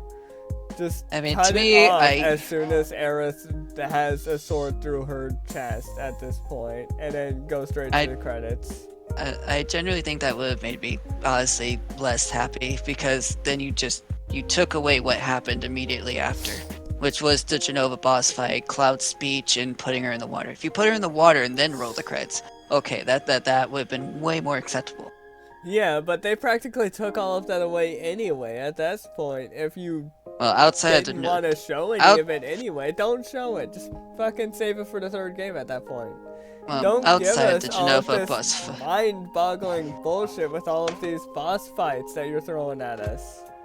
Literally, Bizarro, Sephiroth, and Onward, even the Bahamut stuff really should have just been saved for part 3. Like, give us time to actually grieve over Aerith. Like, you didn't even need the Zack stuff, because, again, that was mostly just fan service, but like, I do want people to know Cloud still doesn't remember who Zack actually was. That was shown quite literally a lot throughout the game. Yeah, literally, even in Gongaga region, you can visit Zack's parents' house. And when they mention Zack, is my blank sound. It's like, wait, say that name again? when they say his name, they're like, Zach Fair. He's like, I don't know him. Man. And well, he but the even way he goes remembers as him is far- not. They even go as far as to have Cloud remember him so badly, he thinks that Zach is a deadbeat asshole that abandoned Aerith. That is how Well, far they went with Cloud's memory of Zach. Well, somewhat. He also remembers Zack as that person who died during the calm flashback when he fell off like the waterfall. Yeah, sort of. Yeah. That does come up later as a flashback, and it's like, wait, that can't be right. It really makes you wonder what really happened at that waterfall, because I know Zack or Cloud didn't roll down that waterfall. Well, yeah, Cloud's obviously alive, but yeah, that's how he remembers Zack was that soul. Because you're in Nibelheim, that's how I know. Because you're in Nibelheim when he talks about that's who Zack was that infantryman that Sephiroth just didn't even care to save. Just let him go on down the stream and die. Yeah, Sephiroth did try to save that infantryman, though. He did reach out to grab the hand, but he couldn't reach far enough to grab it. He just ended up down the river. He somewhat did. I don't think he really tried. He probably could have, because it's Sephiroth. He has insane mobility. He does. I don't know. That was definitely unfortunate for that soldier, honestly. I feel like even Cloud could have saved him, even if it's not actually Cloud, it's Zack, but still. Yeah. That ending was everywhere. That Zack stuff. I wanted to feel stuff was true really emotion at the end of the game, because unfortunately, as iconic as Aerith's death was in the original, I didn't feel as much emotion for it as I should have, and I was hoping 4K would give me that emotional experience I would have had if I'd played the game back then. Especially with Brianna White's voice, like, doing the dying moments, like, that would have been insane. Instead, you just kind of butchered it. They really butchered the ending. You feel nothing.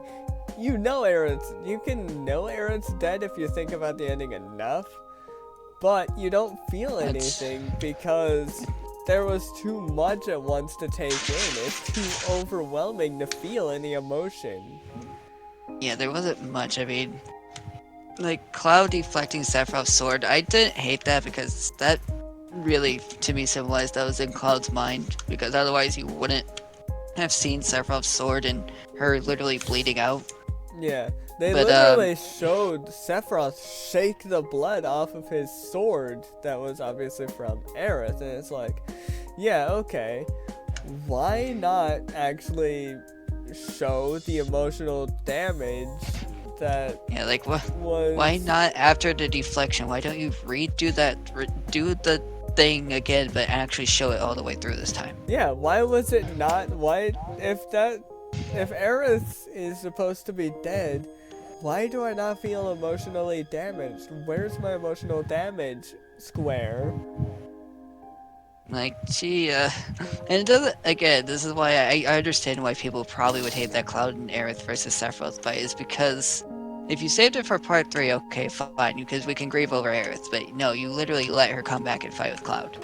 And then you have her during the whole, like, ending stuff where, like, Cloud puts the black materia into his Buster Sword and they're still talking. It's like, again, if we're supposed to be grieving, why is she still saying this, that, and the other, and basically spoiling what happens in Game 3? Pretty much. I don't know what Square was thinking there. Like, obviously, you can tell nobody else can see her. You can tell only Nanaki can sense her. You can tell that. But why have it there to begin with? Which I want to clarify, because again, people really want to throw the whole, well, she's alive thing because it's a multiverse. It's like, it's a multiverse in the live stream, but Nanaki can sense her because Nanaki is also close with the planet and has connections to the live stream in his own way. Yes, exactly. Not because it's a multiverse thing, because yes, multiverses exist in some way, because when Sephiroth mentions worlds emerge, he means the timelines, which, again, if that happens, mind you, if all the worlds merge like Sephiroth wants, then Zack is canonically going to be dead in the third game one way or another. Pretty much, but I think that is moving on to predictions, I think that is what we are working on stopping. We are not going to let the worlds merge, and we are not going to let that meteor coming for the planet hit the planet. Well, that's Aerith's job, but they spoiled that already anyway, so what's the point? Literally, like... Predictions for the third game is obviously going to be a very tough, like... Watching like, that obviously... ending, I obviously feel like if they're gonna do anything right in the third game, they have to do the Cloud and Tifa part live from stream. The original right, when they both Yeah, fall they into the Mako pool. Cloud is Mako poisoned for a while in a wheelchair sitting at the doctor's office, I don't remember where. And Tifa is literally our solo playable character in that moment. You're playing as she's the one Tifa, taking care of Cloud. Yeah, she's taking care of Cloud. I think it's we also went on a few adventures with her to like try and well, find something we for initially Cloud. we did initially use Sid. Don't forget that. We did use Sid at first for a bit because he was deemed party leader. We did use him because Tifa wanted to be left alone with Cloud. Then we eventually got Tifa back because I think Sid's whole thing was maybe the huge materia and all that stuff. I don't know. That was a whole weird thing that I don't fully remember the way I should. I don't really remember that fully, but like, yeah, I feel like they might have doing those parts right, and then we'll cut back to Tifa helping Cloud heal, being in his mind, bringing his memories back together. And in the live stream, I oddly feel like, and I would not be surprised if it worked like the Kingdom Hearts DLC when Sora's mind is a completely broken mess and you're running around as... Were you running around as Kairi or still Sora? You're running around as Sora because the whole Remind DLC was trying to piece Kairi's heart back together. Yeah, you're running around as Sora trying to piece Kairi's back. I feel like that's what it would be like in Rebirth, and it's going to show a lot of memories between Cloud, Tifa, and just like a lot of memories from Cloud in general. Well, I don't think we're gonna go putting Cloud's heart back together, but that's because Cloud's still definitely. I feel like it's going to be similar to that, but instead of heart, it's gonna be his mind. It could be. I mean, they were still in the live stream. Like that's actually where that sequence happens. There was a whole live stream bit where. I don't even. It's just something I was never able to explain, but it basically showed what happened at Nibelheim, goes into their backstory as in. Like how they weren't as close as some people thought they were, but that's because Cloud kind of was that awkward kid who always felt alone, which again I resonated with because younger me was that kid. But anyways, oddly enough, I was the extroverted kid. I talked to a lot of people, but I really don't have any resonation with FF7 because like I actually had a crush in my childhood days, and I had a girlfriend.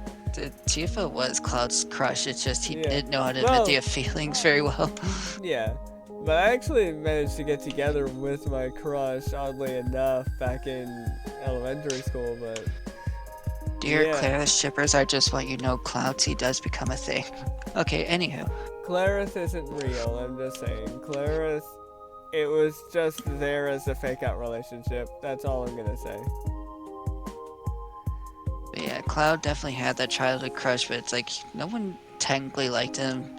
I feel like Tifa might have liked him. I don't, again... They do make it pretty clear Tifa still liked Cloud. I mean, they were literally neighbors.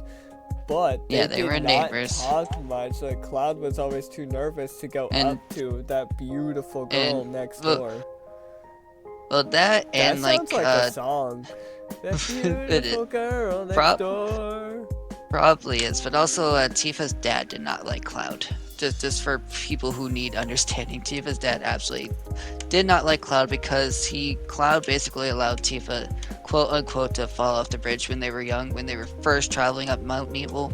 But it wasn't even Cloud's fault. Yeah, Cloud was blamed for that because that's what the kids back in Nibelheim were saying, and Tifa, being that she fell off the bridge, she believed that because she didn't have any memory of Cloud trying to stop her. that's what they show in chapter 9. And I thought that was Yep. actually very cool. But yeah, I genuinely, I really hope that they do a lot more things right in Reborn, or whatever the third game is going to be. It's gonna be called Reborn. Neener. Reborn does feel like the only one that makes sense, unless they decide to reuse Reunion from Crisis Core. But I don't know if they will. It seems like they're doing their own style theme names for everything. Yeah, like the Neener DLC and then the Neener third game where we play as Palmer. No, it goes the Neener DLC, the Neener DLC for part 3, and the Neener would be the DLC. Never mind. And then the Super Neener is the third game, and the cover is just Palmer shaking hands. But they have to do. They really have to do. Why do I want an FF7 Neener that's just all Palmer? That'd be great, but yeah, they have to do that live stream sequence right. Which, if I have to predict something there, and Soldier already knows my thoughts because I've said it. Even I thought it was gonna happen in Rebirth. Was I think either before the live stream sequence is when Cloud and Zack will fight. I genuinely think Zack's purpose is he wants to find Aerith. Does not know Aerith is dead. I know people are gonna be like, oh, well, there's some. No, shut up. Aerith is dead. Just because we didn't feel anything doesn't mean anything. Yeah, we only didn't feel anything because of the way they played it off, which is very unfortunate on their part. They should have played that off better. But Zack doesn't know that she's dead. Zack doesn't know Cloud's basically losing his ever-loving mind. And he's gonna eventually witness that, because I do think with the whole multiverse thing, eventually Zack will cross into the timeline we're in. Because he already has once during the Bizarro Sephiroth fight. That does raise another question, is that what purpose is that black materia that Cloud put into his sword gonna play? Because we know Cloud is just gonna swing his sword and summon the meteor. That was Sephiroth's job. Sephiroth already summoned the meteor practically. Well, the thing with that is, and again, it might not happen, but this could be a new thing that they do, is maybe, again, I'm bringing up the potential of two different things, because if Aerith is somehow alive in some capacity, then we're probably going to see the scene where Cloud actually attempts to kill her this time. But the other thing is, Cloud can lose his shit and actually try and kill Tifa. Again. But this time a little more violent, if you will. Because with that black materia, he's just going to be controlled even more. And eventually he's going to give it to Sephiroth, because that's just how that happens. Yeah, which we thought we saw at Temple of the Ancients, but apparently not. It ended up back in his hands, and he stuck it in his sword. I am very confused about it. I wonder if, like, during that Sephiroth fight scene, Sephiroth somehow gave it back to him. Very well could have. I mean, I don't know. This is why you should have just ended it with the freaking Genova boss fight and Cloud putting Aerith in the water. No, you had to just go and fucking... Normally, yeah. There's a lot to take in with that ending in general, honestly. I don't like it. I don't like the convolutedness of that ending. I've never liked convolution. I mean, like, don't get me wrong, I know Kingdom Hearts is convoluted, but I probably could explain that better than anything of Rebirth ending. Seriously, I feel like Kingdom Hearts is somehow easier to explain, and Kingdom Hearts is just as convoluted. But Kingdom Hearts is the only convoluted exception, because they know how to make it make sense. Well, yeah, it's definitely, it's explainable. Like, it's legitimately explainable, Kingdom Hearts. You just gotta pay attention.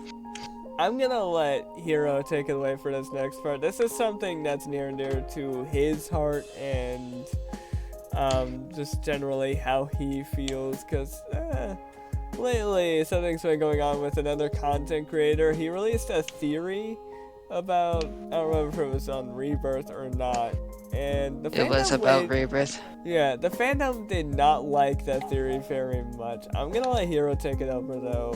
He probably has a lot to say about it.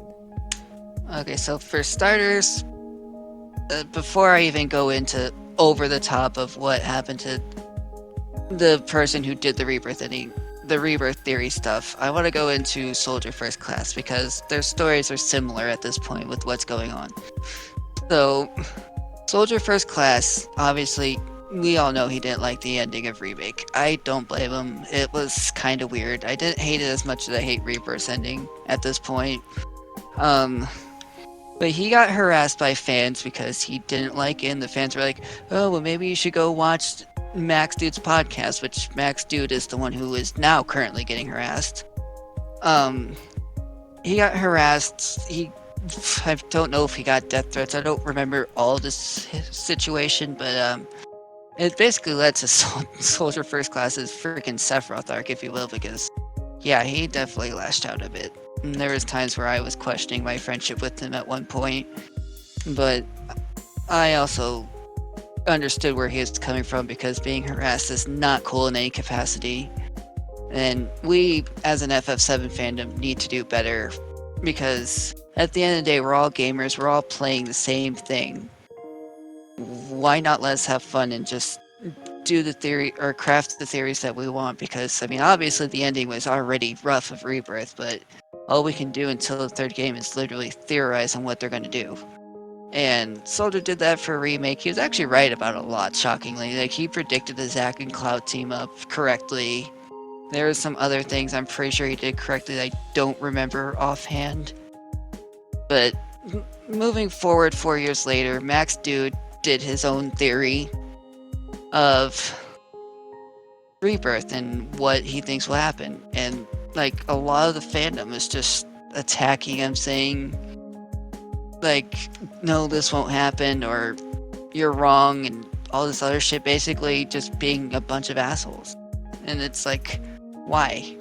Because it's to the point, because Soldier First Class already walked away from content creation for like 2 years, 2.5 years before he came back. Now they're doing the same thing with Max Dude. Maximilian Dude, if you want the full name. And it's like, no wonder why people don't like the FF7 community, because you all are some pretty horrible people. Like, I haven't seen all the comments, realistically speaking. I don't have as much insight as I should, but the whole reason why I want to do this is because just do better. Don't be that person that's like, oh, well, your theory's wrong because blah blah. It's just a theory. We're just having fun with it. That's what it is at the end of the day. That's why people like Baby Seal can actually do it, but I don't know if Baby Seal gets bothered as much by it. I feel like Baby Seal's one of those ones who'll clap back at you, but Max Dude's one of those people who was just like trying to have fun, because he even said that Final Fantasy VII, the original, is like one of his favorite games of all time, and now he just wants to stop making content about it because the harassment is at that point where it's just too much. Like, and it's like, to me, there needs to be more awareness of just be respectful, be nice to people. Like, you don't have to agree with them. Like I said, I don't agree with Soldier First Class about Chapter 9, but I still respect him. I still respect his opinion about it. But you just don't go around harassing people, because at the end of the day, they're having fun. That's all they want to do. I mean, that's why I'm here with Soldier doing a Rebirth episode, because we love Final Fantasy VII and we're just trying to have fun. That's really all I can say about that. Just don't go around harassing content creators. Yeah, that's exactly it. Like, content creators are still people.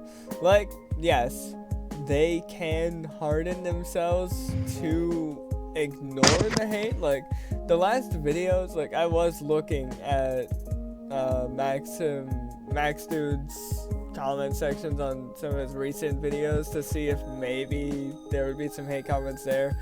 I didn't scroll through that much, honestly, but I did see some positive comments on there. But I think all of the hate comments might have been on his theory videos that are now not there, probably because of the negative backlash. Well, it's either on Twitter or it's during his VOD of when he finished Rebirth. But he also goes on the Easy Allied podcast, which I think is probably where most of that hate came from.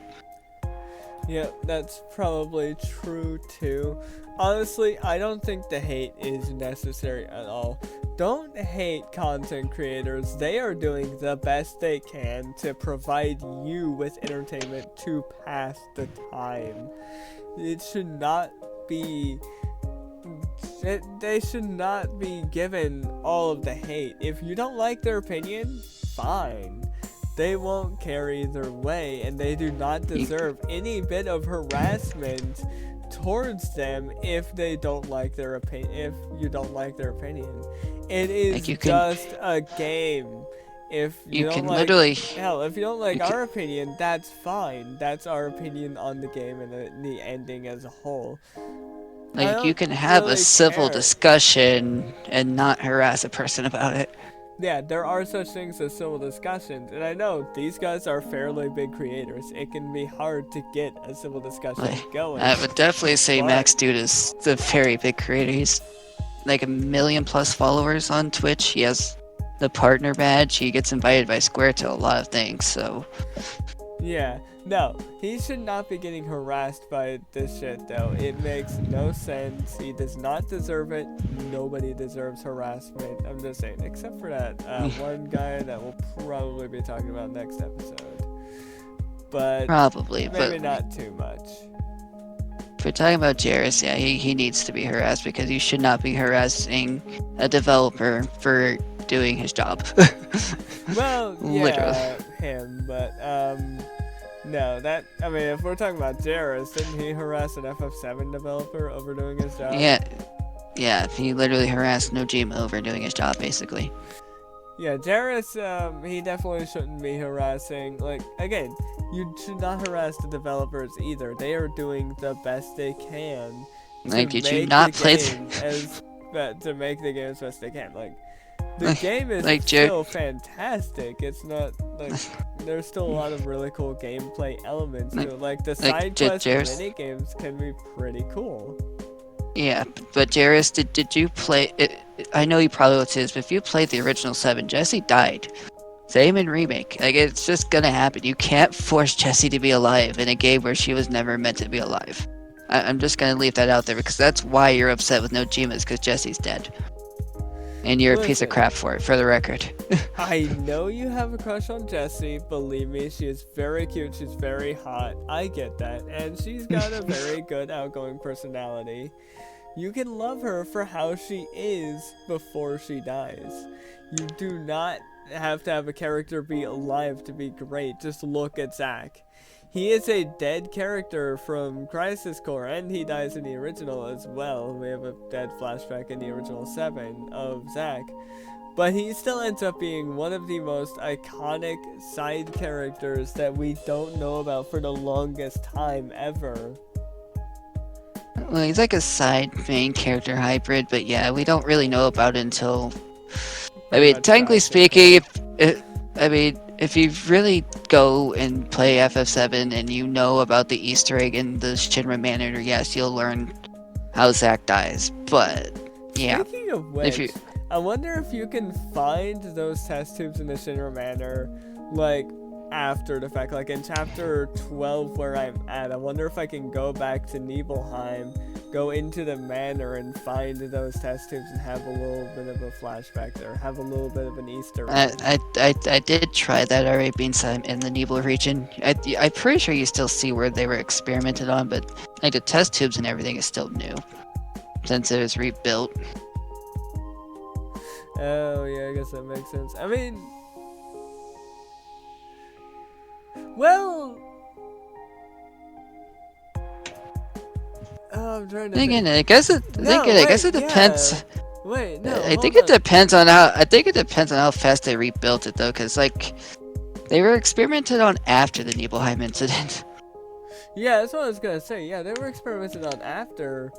Yeah, no, because that's when they were making their escape, was after Nibelheim was rebuilt, and like they were putting them in the manor, and they escaped the pods. They escaped from Shinra Manor and started making their way towards Midgar to do some jobs to become a merc, which is what Zack is technically doing in his little half of the story in Rebirth in some way.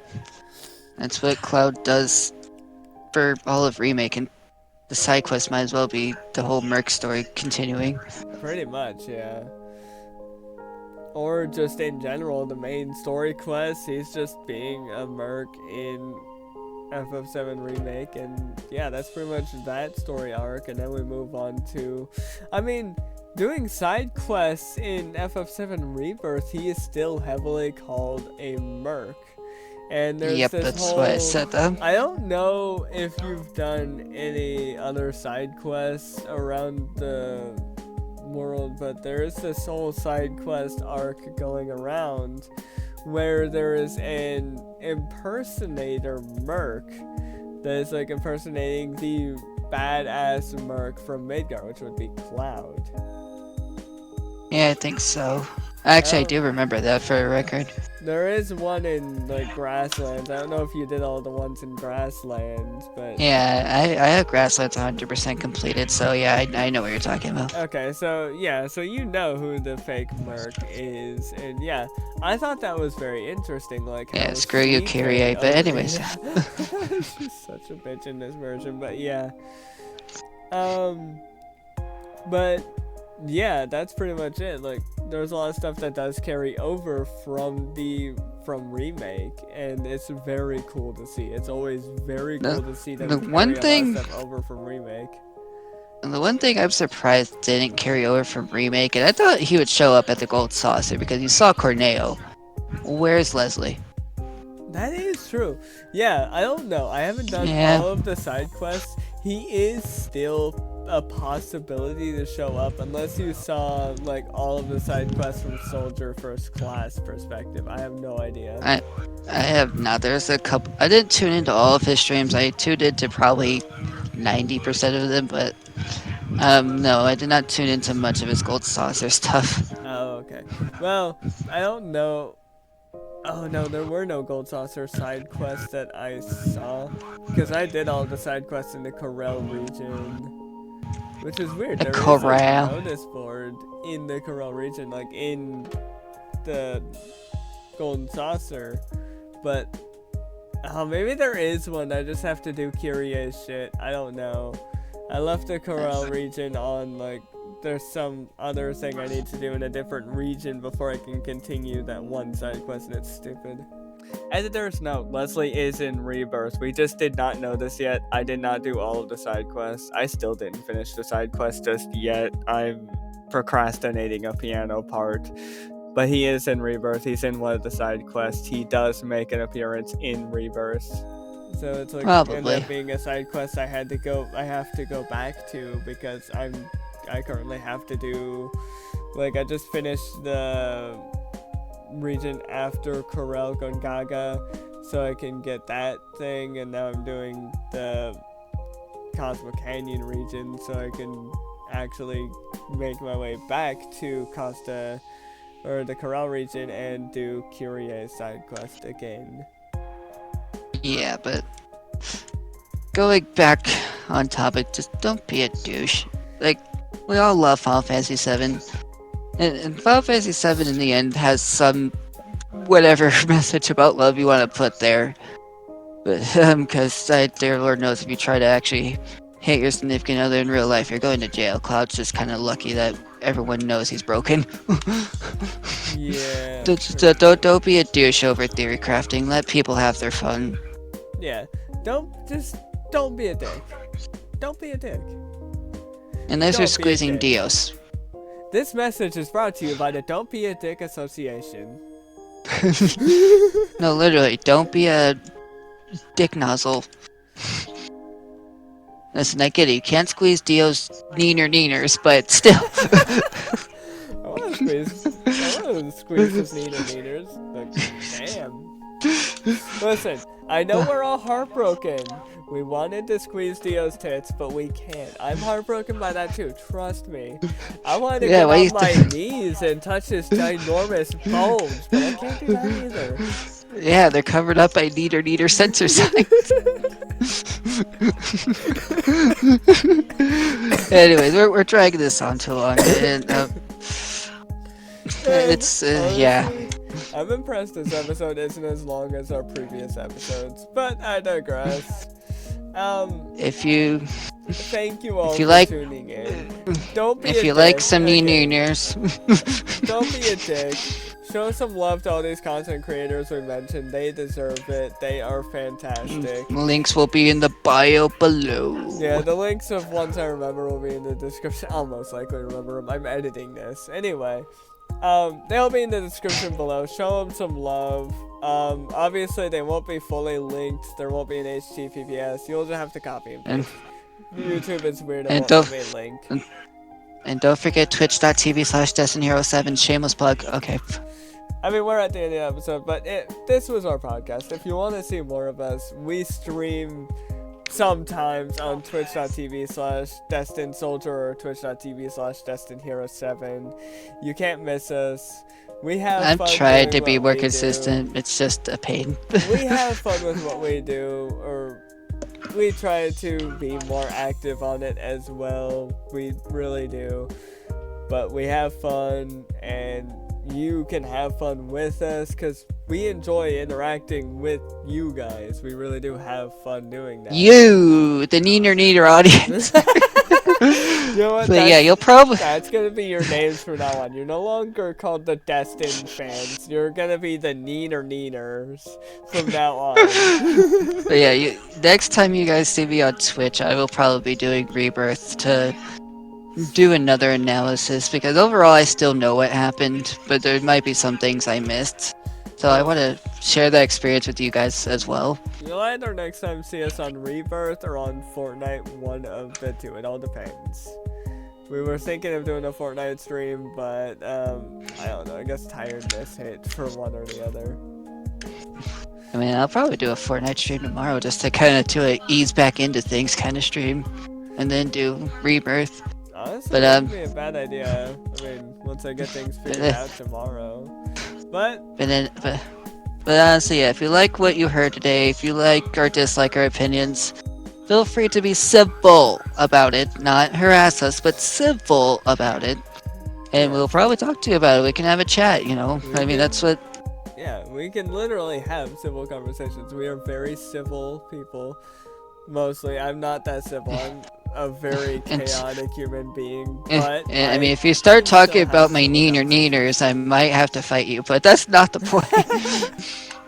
Yeah. I mean, look, again, if you enjoyed this podcast, go ahead and give us a follow. Give us a follow. Like and subscribe. Subscribe to our channel, subscribe to the channel, and if you want more of us, follow us on Twitch, subscribe to my YouTube. I'll probably post there every once in a while of like clips. I keep meaning to post the remake stuff, but whatever. Once I get a PC, I'll probably be posting to YouTube, my own YouTube more, but I'll also, well, no, this is mostly for podcasts and reacting to gaming events, but yeah. You can also find us on Twitter or Hero_destined, Kiostis for soldier.